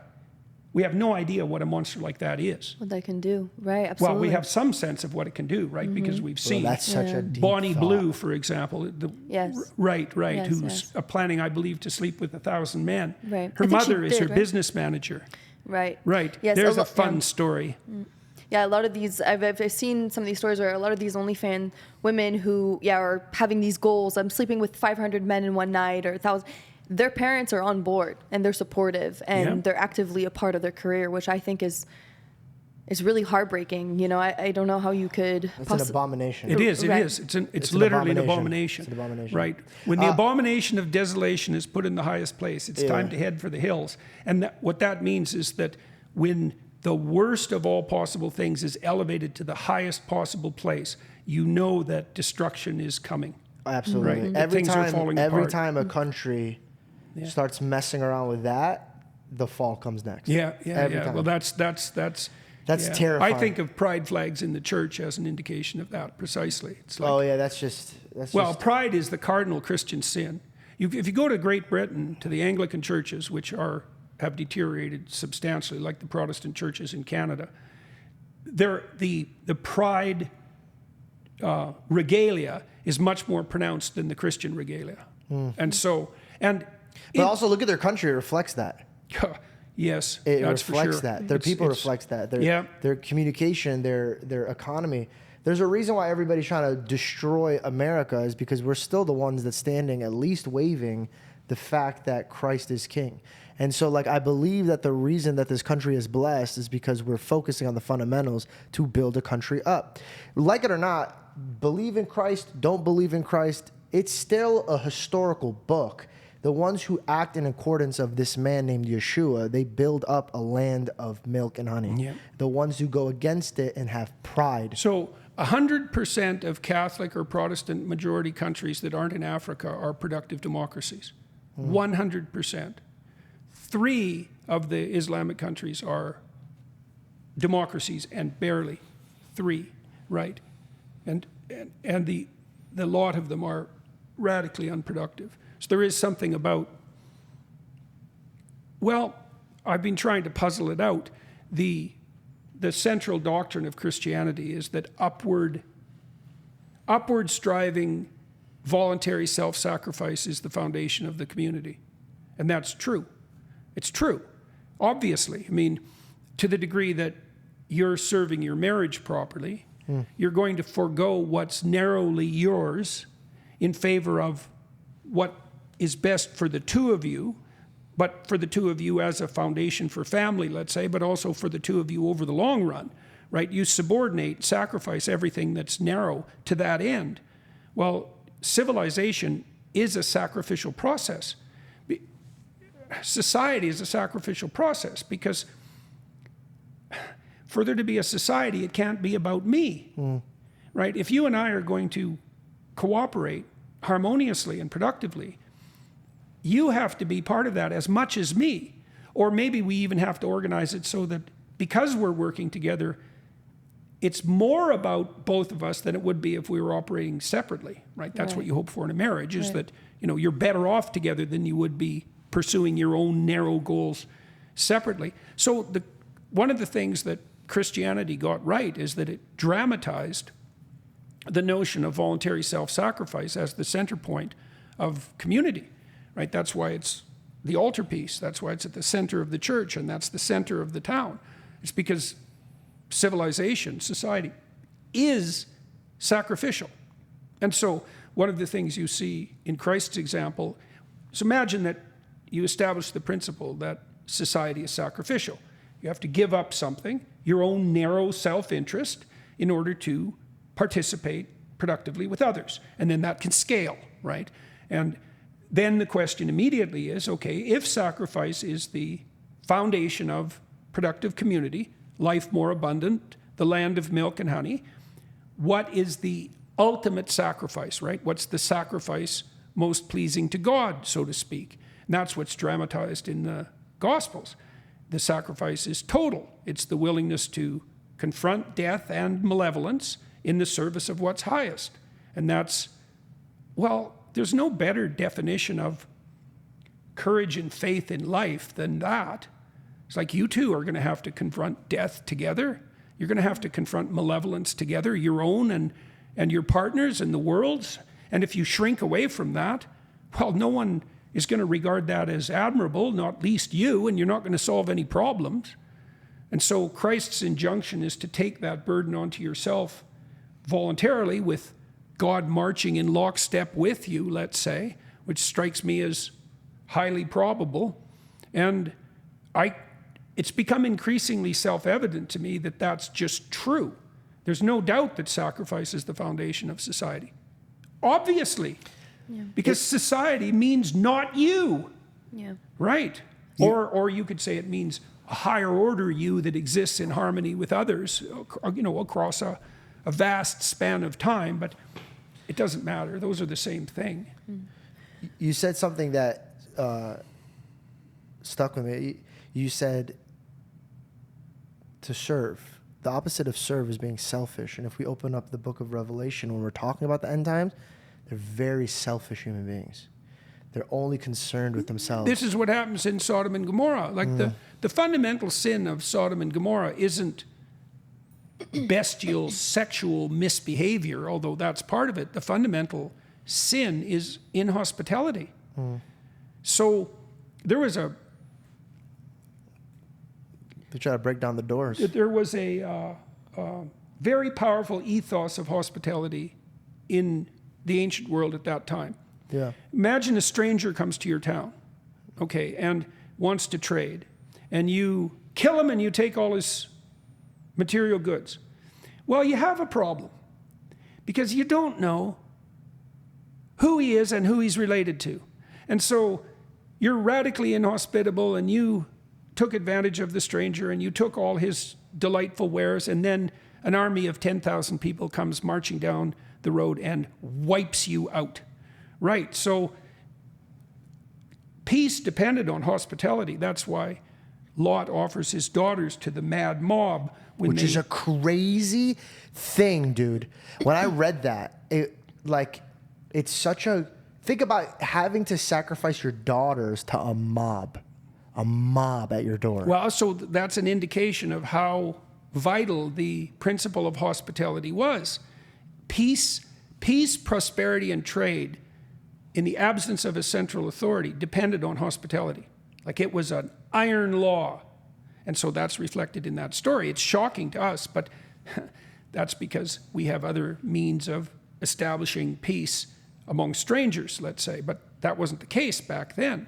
Yeah. Well, the inhabitants of Sodom and Gomorrah are radically inhospitable, right? They're extremely selfish and they're out for themselves. And that's why they're visited with destruction. And it's the same thing applies with the worshipers of the golden calf in the Exodus story, right? They basically are materialists. They dance around naked. They are drunken. It's just one big party as soon as Moses leaves. And so they're slated for destruction because a society can't exist on that basis. So in your mind, how much further do you think we're going to go in the way that, our society is being very sexually immoral, and we're speaking of, the OnlyFans and Bonnie Blues, it's shocking, right? Because I feel like when time goes on, we become less and less sensitive to things. So things need to be more and more shocking, right? Like we become there's no doubt about that. Yeah, well, right. Because voyeurs play on the edge. What? Right. Well, what was the word? A voyeur. What is that? Someone who's traveler? in this. Oh, a voyeur. Voyeur. Oh, a traveler. Sexually adventurous, let's say. Got a voyeur, someone who's in it for the game. Oh, okay. Well, they want to know. We're thinking of Voyager. Oh, yeah, Voyager. Yeah. Sorry. They want a novelty kick. You see this with the development of serial killers often. They start with relatively small transgressions, torturing animals. But then that becomes passé, and they need a new thrill. Well, the thrill's on the novel edge. So yeah, things on the immoral side have a pronounced proclivity to go from bad to worse. Well, how bad can they get? Well, I don't know, sterilization and mutilation of children, that's getting pretty far out there. Right. Is it as far as it can go? No. I mean, people are capable of unimaginable horrors. And so I guess we'll see. Right. There are things that are happening now that are relatively normative that would have been unthinkable 10 years ago. The Bonnie Blue phenomena is a good example of that. Speaking of, Cain and Abel, right? They were the two kids. And I think that this country could be rebuilt in a healthier way if the children are fed, well and not nonsense. I believe the government wants to put the parents in the position of why don't you guys go work for the debt and slavery you guys are in, and we'll raise your kids. And we'll raise them because the next generation, we want them to think like this and act like this and talk like this. I saw your Jubilee video. Oh, yeah. Oh, I've got a story about that. I should tell you, just so everybody knows. I haven't told this. I definitely want to get involved in that. But what I saw is that even if they didn't have the same POV perspective, or even they didn't think what you were saying was right, the disrespect that they were bringing to the table was just so surprising for me. I don't understand how they thought they could get away with teaching you or anybody else their defense or their processing in such a disrespectful tone. Well, I'm actually going to speak a little bit in their favor for a minute. No. Well, because as it turned out, as I understand, the people who were arguing with me were told a different story than I was told. Oh. I was told that it was Jordan Peterson against 20 atheists. They were told that it was a Christian against 20 atheists. And so that first young man, who was very disrespectful, he said something about me being a Christian, and I said, I didn't make a claim to be a Christian. And he said, well, what do you mean? This is a Christian against 20 atheists. You don't even know where you are. And I thought, what the hell? I don't know. I don't understand that. That wasn't my understanding. Yeah. And so I don't know if that was a mistake on the part of Jubilee. They did that. Yeah. Because I've heard other people come from there and say that they twisted like words. Yes, to, like, it was appalling what they did. It was appalling. What made you do that, if you don't mind me asking?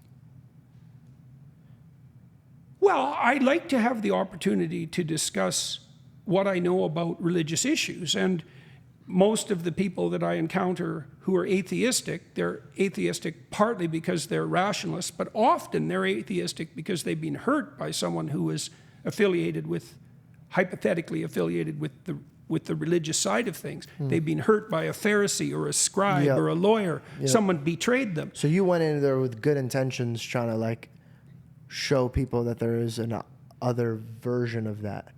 Yeah, that the idea that you have to sacrifice your intellect to be a Christian is absurd. It's absurd. So, and there are ways of understanding Christianity, we've talked about some of them today, they're more profound. It's a more profound worldview than anything else I've encountered by an immense amount. There's no comparison. And there's been lots of atheists who've watched the different series I've done on the Gospels or on Genesis, on Exodus, who've begun to understand that there's far more to the biblical corpus than they had realized, that the version they've been presented with of Christian thinking is a shallow, Marxist-derived, post-Enlightenment parody that bears no relationship whatsoever to the profundity of the stories or the doctrine. And so it's very useful to explain. Like the politics, like the shallow politics where people like will side about something with their political views, but they really don't know too much. And if they write a paragraph later on, it'll like make them sway into that direction. Well, I guess I've attempted to indicate that the knowledge the typical atheist has of what they're criticizing is insanely shallow. They just simply don't know what they're talking about.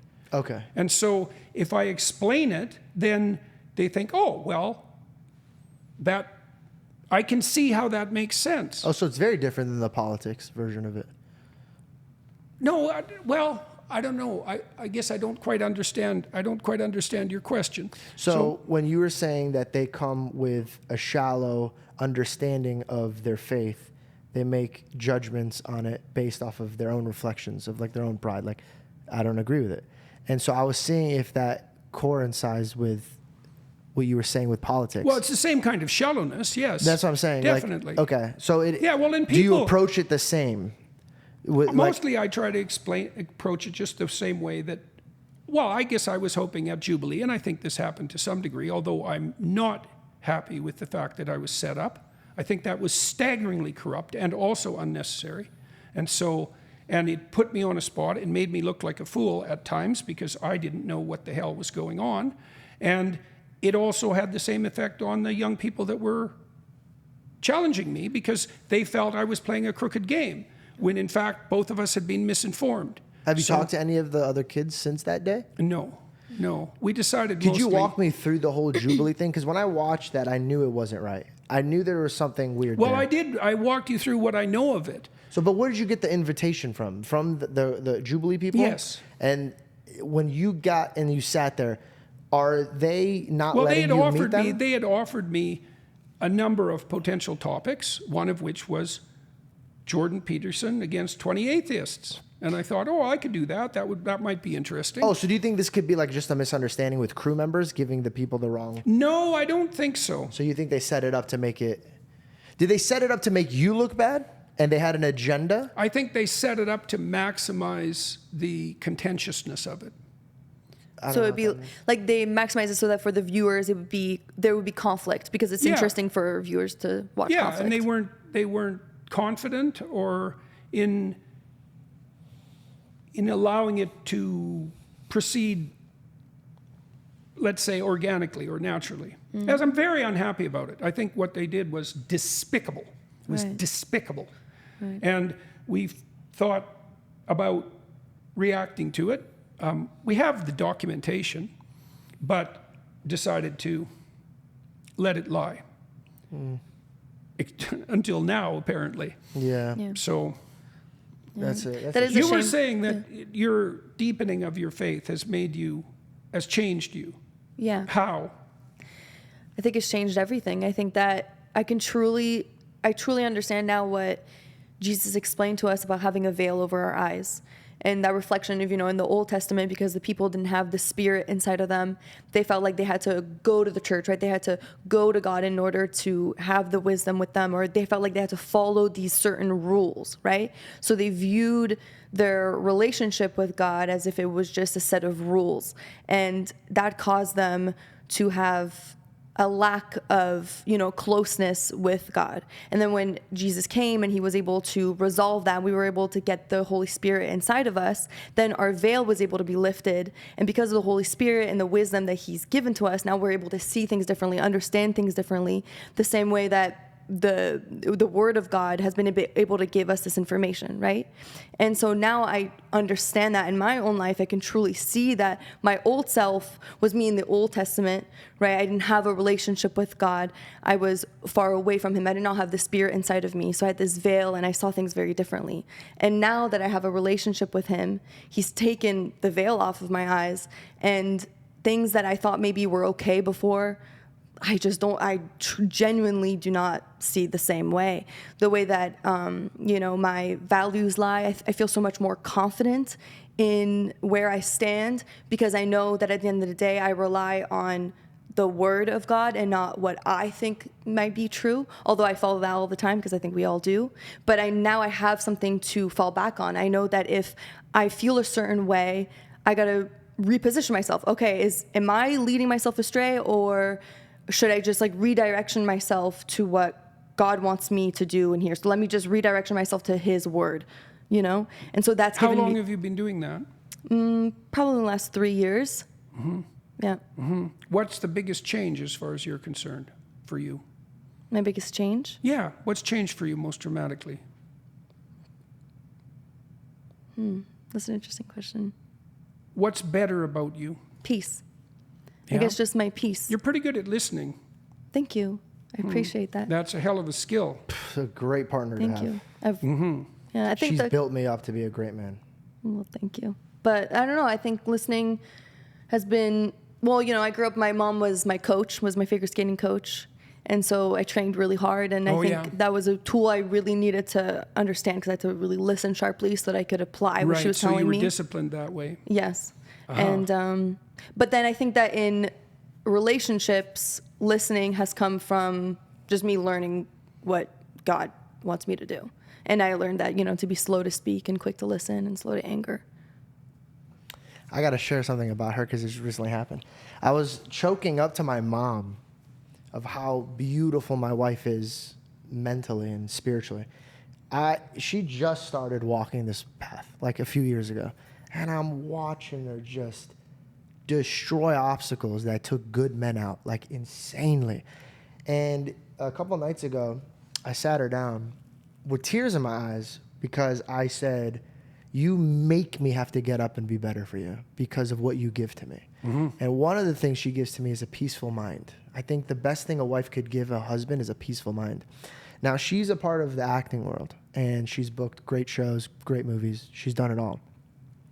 But when you walk the way we're walking, there's times where you're going to be like, oh, I can't do that anymore, or this is no good for me. Because there's a version of me now that's my God, and heaven's like, oh, we don't do that no more.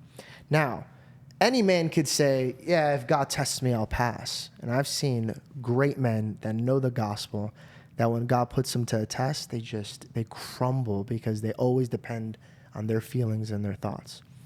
I've been in this industry for about 10, 11 years. And I've seen great men, greater than I, that if they put their heart's desires in front of them, it's like all the wisdom flies out of their mind. And they're like, oh, well, I could do this, we could do this, blah, blah, blah. And it's just what I could do, and da-da-da-da. They presented her a role that I know when I would have met her, when we met 6 years ago now, she would have been on the floor crying, being like, I can't believe I get this role. And she reads it and goes, no, I'm okay. It's not for me anymore. And I look at her and I go, wait a second. The money that this comes with, the power that this comes with, the influences this comes with, it could have challenged our relationship. It could have put her at a whole different level in a different direction. And she didn't even bat an eye because she knew that her spirit was So like, no. what motivated you to make that decision? Why did you set your priorities like that? Because I think my goal before was just I want to be an actor. I want to be an actor. I want to be a great actress. It's what I love to do. I know I'm good at it. And so, with the roles. So everything was focused on that. Right. Yeah, yeah. But now, I still want to be an actress. Yeah. And I love acting. But I don't want to just make God proud in my regular life. I also want to make him proud when I'm acting. Right? So I don't want to be one person off screen, but then when I'm acting, well, it's just acting. Right. So God, please understand, I have to do this sex scene. Please, God, understand, I have to kiss this man, 100 times today, but it's just acting. It's just on screen. Even though I'm married, it's just acting. And I've realized that I don't want to separate myself from the person that I'm acting to be on screen. And if I'm going to be, I still want to be an actress and I want to tell wonderful stories. I know that I can be that with my values, my integrity, and with the things that I know God has put in me that I'm supposed to represent.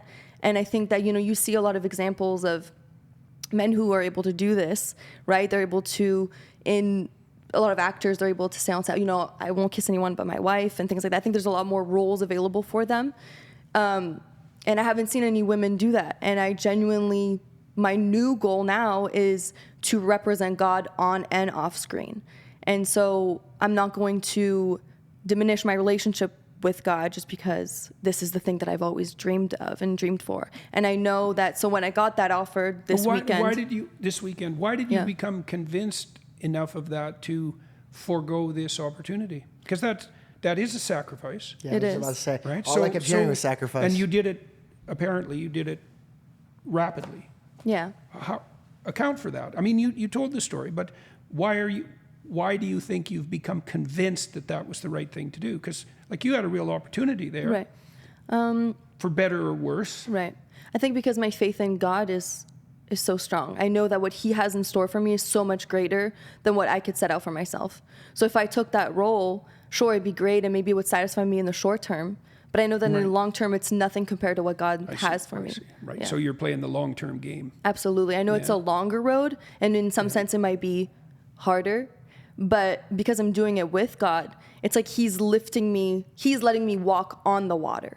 So it might be longer, and it might be harder, and it might come with some sacrifices. But if I don't have my eyes focused on the sacrifice that I'm making and the fact that I'm like, oh, man, I would have loved to do this. This sucks. If my eyes are on that, of course it's going to suck and the road is going to suck. But if I have all my eyes on God and I let me walk on water, then the pathway is going to be peaceful and it's going to be beautiful. And at the end of that road, it's going to be so much greater than what I could have ever even imagined. And so I have strong faith that he's going to deliver on his promise and that he's going to deliver that for me because that's what he told me he would do. Right? Okay. I don't know. Got it. Is that? Very clear. Yeah. Mm-hmm. Yes, very clear. Congratulations. I'm extremely favored by God. In Proverbs, it says that. Yeah, what do you do right? What did I do right? I promise you, this is the truth.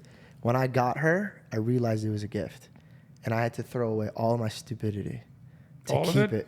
Trust me, it was a lot of it. It was a lot, and I'm still dealing with a lot. I'm still dealing with a lot. She's just such a beautiful reflection of Jesus that it reminds me so much to behave. Like when you have a wife that's this such a backbone to your family, and I have so much work on my plate.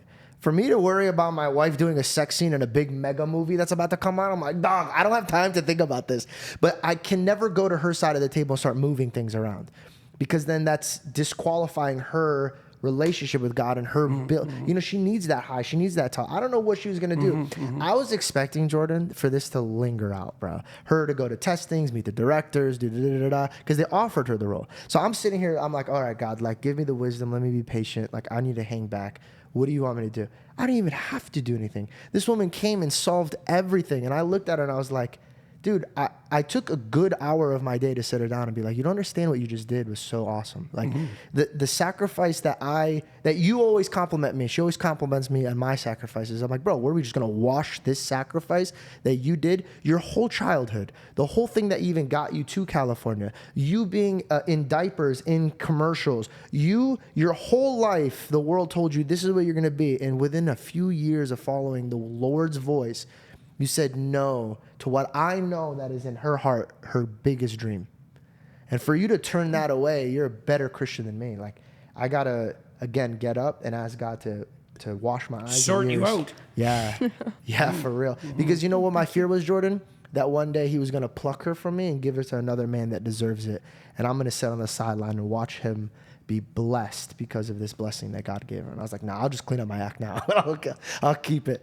But before we go, I have one more question. That was good, you two. That He's was good. so quick to turn it around on us. You won't turn this podcast on us.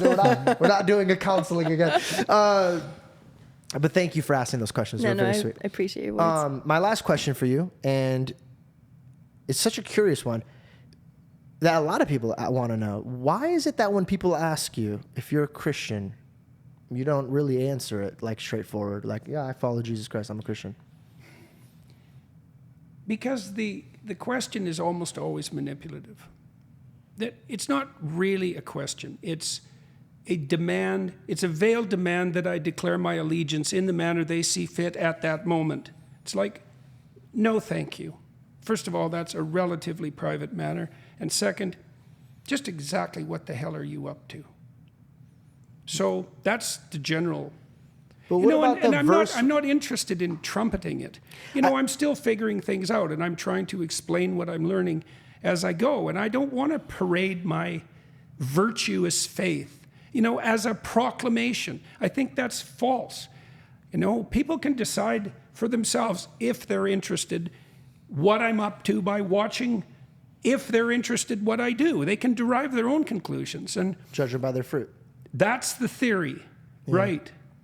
Right. Judge them by the fruit. When people say too that they're a Christian, I actually generally don't really know what they mean. I mean, you guys laid it out, and you provided some indication of what you meant in this decision that you just made. That's actually worth attending to, in my estimation, more than a casual declaration. And so I'm not that interested in casual declarations. And people declare their Christianity all the time. And part of me thinks, not everyone who says, Lord, Lord, will enter the kingdom of heaven, right? So be careful what you claim. Amen. It's a high bar. I agree. And I can tell this is very sensitive to you, because I feel like you know what it is, that Jubilee thing isn't your first rodeo. It's not the first time you've been around wolves that are trying to manipulate you. And I understand that it is a touchy subject, but you're such a good reflection of Christians. And you're such a good, outspoken man that's actually doing something not only for our country, but for the country that you came from.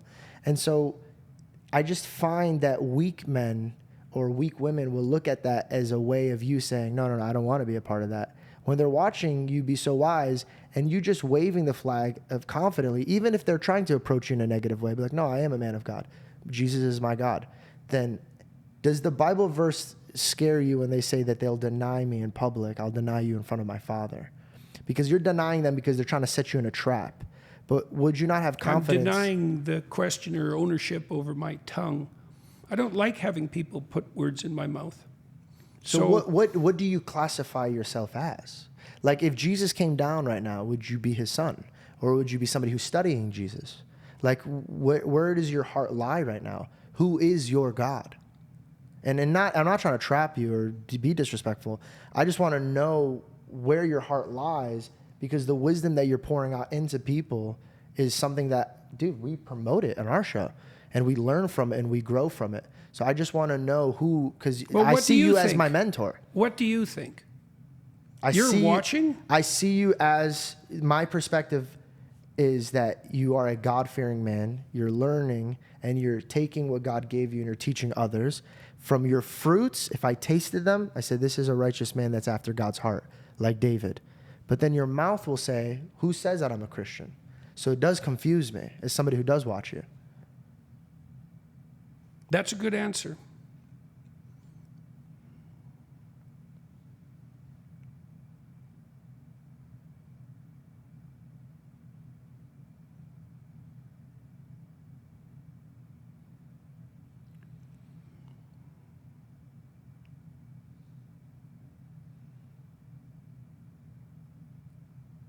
I don't know how to add to that, to what you already said. I'm trying to find my way, and I'm communicating with people about that voyage as clearly as I possibly can. You're just being honest. You're back to when you were writing everything and it's just the truth. As of right now, you're Dr. Jordan Peterson is a man after God's heart, and you're finding it. Is this the best way that they could describe you? That's good. I like that. And also, I see that. I think... I'd rather let other people decide. Yeah. I'd rather let other people... I'm public. Painfully public. And so people can draw their own conclusions. And if they want a casual conclusion, I'm not interested in providing that. And so I don't want to tie everything up in a bow and deliver it as if it's something simple. It's not simple. And so it's not like I'm trying to be opaque. You know, when you asked me that question, I'm looking for the words. It's why I asked you what you thought. If I could find the words that would be sufficiently solid, then I would use them.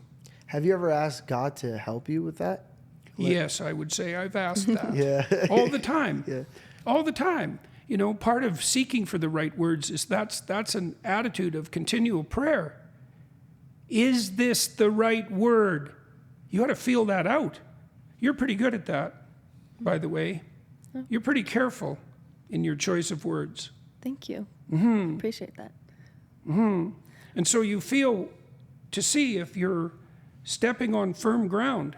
And if I find firm ground, then I'll use those words. And if not, then I try not to. And so you can't decide a priori what words are going to come to you, right? You can try to find the words that put firm ground under your feet and be content with them. So when people ask me that question, I guess partly because I'm leery of the question first. There aren't words that spring to mind that will satisfy an ill-aimed question. People think it's obvious. They ask things that, do you believe in God? And I don't answer that question because I don't know what the hell you mean by the question. There isn't a more difficult question than that. Like, that is the hardest question.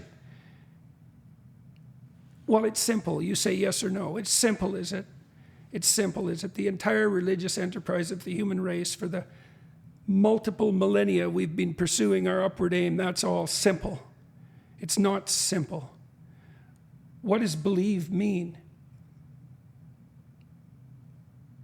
Does it mean you go to the cross willingly? And if that's what it meant, would you say that you believe? Because that's what it means.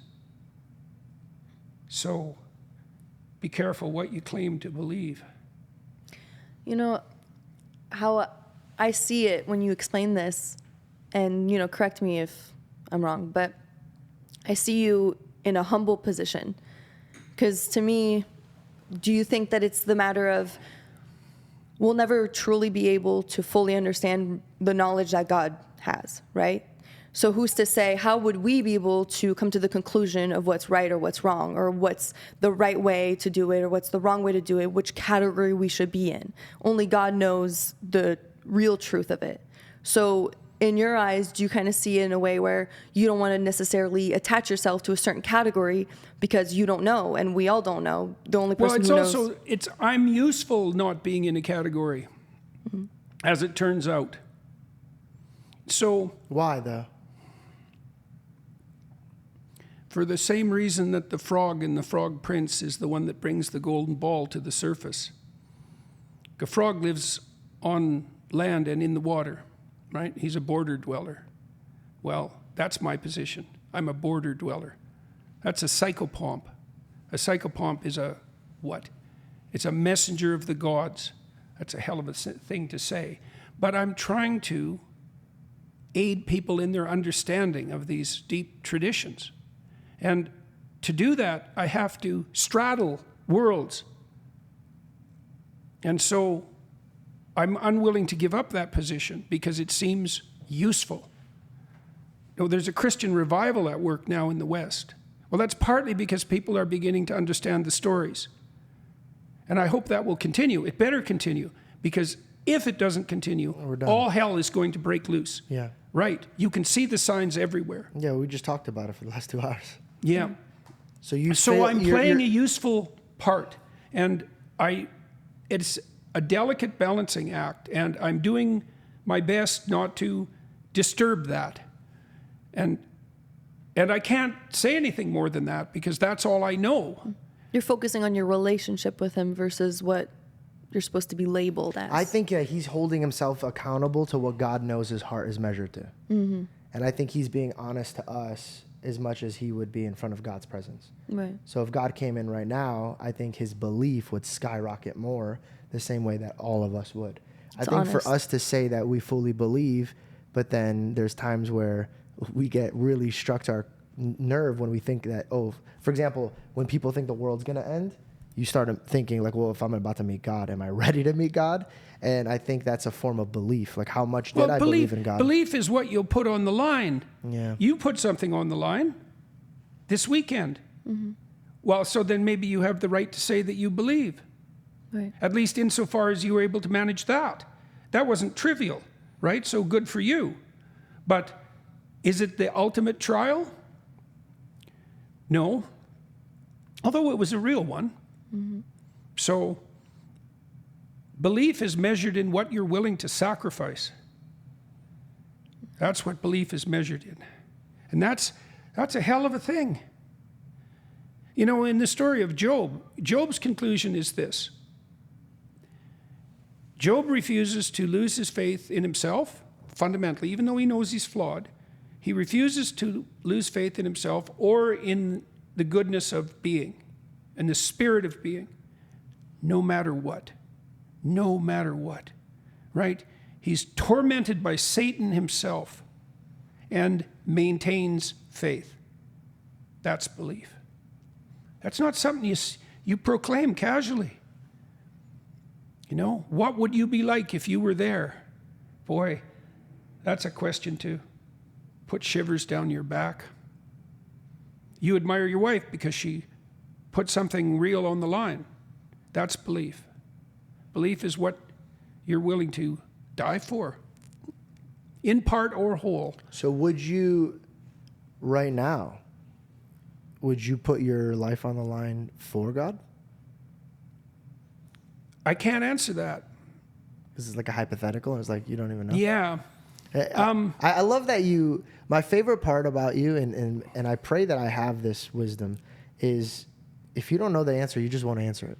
And I think that sometimes I feel so guilty of not answering something that I feel like I'm like, I don't know. I don't know if it's a form of being disrespectful or not being able to answer it, that I kind of feel guilty that sometimes I just babble. Mm-hmm, and then later on, I'll apologize for it. I'll be like, hey, hold on. I don't know if I've done it a few times throughout this episode. Mm-hmm. Is because I'm trying to make my point across. I fear the wrong thing. And then I babble. You also have a tendency to make leaps, and you're good at that. Like now and then you go from where you are to somewhere pretty solid with a big leap. And so that's a virtue. There is a proclivity, the proclivity you just described, to, what would you say, to attempt to fill space. And your wife doesn't have that. And that's worth attending to. And I'm telling you this with understanding. Yeah, I mean, yeah. I was very much like that when I was young. It's very good to feel out when you have something to say and when you don't. Because if you have to fill, that's casting pearls before swine in a sense. It means you're not, how would I say that properly? I'm not confident. The situation isn't, you're not situated properly. You're not situated properly. That's what it is. There's something about the situation that isn't in alignment. And so you can learn to feel that. You just told me that you can feel it at times. Yeah, it's a very good thing to develop. I think it's just growing up being a class clown or the comic or something like that. Yeah. The emptiness in the room, I feel like it's my job to fill. Right. So I either fill it with a joke or a stupid butt or just to make sure people are comfortable, lively, alive. And I'm realizing that when I'm having a serious conversation, that habit that I've practiced my whole life, it jumps into it. So, but I hope it doesn't take away from what I'm saying or the worth of what I'm saying is. Sometimes I feel like it diminishes the worth of what I'm saying because then I fill it up with fluff. Right. And I feel like educated people could see through that and be like, all right, this kid's wandering. Where's he going with this? If that makes any sense. Yeah, that all makes sense. Yeah. Well, So you had this problem too? It's a lot of, it's very difficult to learn not to employ any falsehood in your use of language. It's very difficult. And there's various forms of falsehood.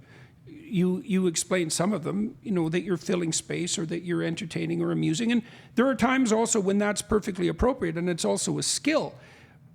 When you're engaging in serious conversation, the more serious the conversation, the more power of discrimination you have to bring to bear on your questions and your utterances. And the more you do this, the better you'll get at that, especially. But I would say, pay very careful attention to when you feel you're on firm ground. You can really hone that skill. You can really hone that skill. I take it very personal. Like when I read the comments when our first interview, and I would watch back, and I was like, the only reason that comments are affecting me is because I know they're true. Like I disrespected you. How did you feel about this one? I did a lot better, but I feel like I still have a lot of work to work on. Like you did much better. Unless you don't agree with me. No, you did much better. Oh, okay. I thought he said it like you did much better. No, you did much better. I thought the majority of what you asked and the way you conducted yourself was on point. I appreciate that. Yeah. Now, your wife was always on point, but then again, she spoke much less than you. You also carried the interview in many ways. I have less pressure. Why? I love you so much. Because he's leading. And so if there is an awkward beat, I'm there to support him. And if I happen to have something that I can fill that moment, then awesome, it's a win. But if not, then at the end of the day, I know that he feels like it falls back on him. Right. Well, and I wouldn't be too hard on yourself because you're obviously conducting your podcasts in a manner that's making them successful. And you're trying to do something real, and that's difficult, and it's going to take a lot of work, but you are succeeding in it. And so it's hard to separate someone's faults from their virtues, right? That's a tricky thing. And you have that comedic capacity and the ability to entertain, and that's not nothing. You just want to get more and more sophisticated with that. And that's likely happening and will continue to happen, especially if you pay attention. I pray. So I think that the opportunity that I have is a bigger blessing than my work. Like, I think me sitting here having a conversation with you wasn't because of my work ethic or my set of skills. I think there's a lot of other people that are way more successful, not more successful, but way more smarter, wiser, talented than me. I believe that I was put here because of God, and so sometimes it hurts me more because I'm like, oh man, I'm like, I want to make sure that where I'm sitting and where I'm standing, where he placed me, I'm taking it seriously. Well, you said that there are people who are more sophisticated and wiser and more educated than you occupying, let's say, the podcast space. But see, I don't think that matters. Not exactly. Because things can be successful at varying levels of sophistication, right? And there's no harm in you being successful exactly at your level of sophistication, not least because there's going to be a lot of people out there for whom that level of sophistication is exactly right. You know what I mean? Yeah. So if you ask questions that are genuine questions for you, then you're going to bring along all those people for whom those are genuine questions too. And that's 100%. That's a great thing. And you'll just get better and better at it, more sophisticated as you continue. But one of the things I used to always tell my students in seminars, for example, is, well, as long as you're paying attention, there's no stupid questions. If you have a question, if you actually have a question, something you don't know, and you ask it, you'll find that 80% of the people in the room had that question. They just weren't willing to admit to their ignorance. And one of the most effective ways of becoming sophisticated rapidly is to admit to your ignorance. Watch and see what you don't know and just lay it out. Joe Rogan's very good at that. Yeah, that's why I love. Joe's great at that. Yeah. He asks questions. They're actual questions, but he has to admit to his ignorance. And there's nothing ignorant about the attempt to redress ignorance. That's true wisdom. Of course there are things you don't know. Who's not in that position? Yeah. That's why I don't think I've ever had a interview where I'm like, what does that word mean? Like, I sat here and I didn't want to just to keep going without me knowing that word, right. because what if that's a good example? Yeah. That's exactly what you should do, though. That's exactly what you should do. Also, notice. it's just like, I was blessed. I was the dumb kid in school for like years upon years. So they already labeled me stupid. So like everything was just up moving forward. So like, to me, it's like they rate comments. It's nothing I haven't heard already and I'm learning from it. But hey, it was such a privilege, and thank you so much for giving us the opportunity to have you back on. Thank you for the invitation. Thank you so much. I really appreciate it. Is there anything else that you want to say that you're looking forward to that you want them to know about? I have a European tour coming up, February amazing. and March of 2026. And so the tickets are available at jordanbpeterson.com. Okay, I'll make sure we leave that in the description. I'm working on another three books. But Wait, the first one once? is, yes. How do you do that? What? No, better question. Why do you do that? Why do you do that to yourself? I wrote a lot in the last few years, and now I'm dividing them up into books and then Wow. laying them out. The next one I'm going to publish, I think, is on the book of Job, and the nature of the most effective relationship to unjust suffering. So that's coming down the pipelines next year in Very principle. excited about that. Did this book stem from some of your own personal experiences that you had when you had to deal with a dark time in your life? Painfully, yes. Yeah. Did you feel, was there certain lessons that you had given your students in the past to deal with these certain things, these certain problems or whatever it is that you faced? Did you feel like some of these lessons that you gave in the past, you found now that you would change those lessons a little bit now that you have actually gone through it? I think I had severe health challenges and social challenges personally and in my family in the last 10 years. And I think probably what I learned from that more than anything else is the value of my relationships, of my family and my friends, above all. And so I've had a lot of help. I continue to have a lot of help. From family and friends? My family, my friends, my employees, we're all rowing in the same direction. And when times are brutal, that might be the difference between life and death. Right, a support system. And is that something that you didn't know that was so important before? I didn't know it as deeply. You learn the same lesson over and over, and maybe at a different level of profundity each time. So, life's a spiral in a way, hopefully an upward spiral, and you end up in the same place but at a different level. And so my understanding of the utility, the value of relationships is deepened. So if we nothing better than a good marriage, Right. Absolutely. right? And it's worth the work. Absolutely. our You're last going to work one way or another. So you might as well work that way. Yeah. Yeah. our last question. Yeah.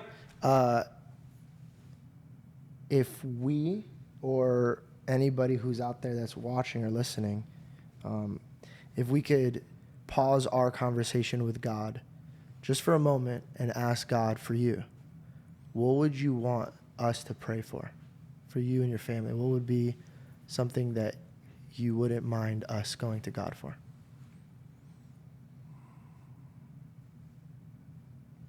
The courage of my convictions.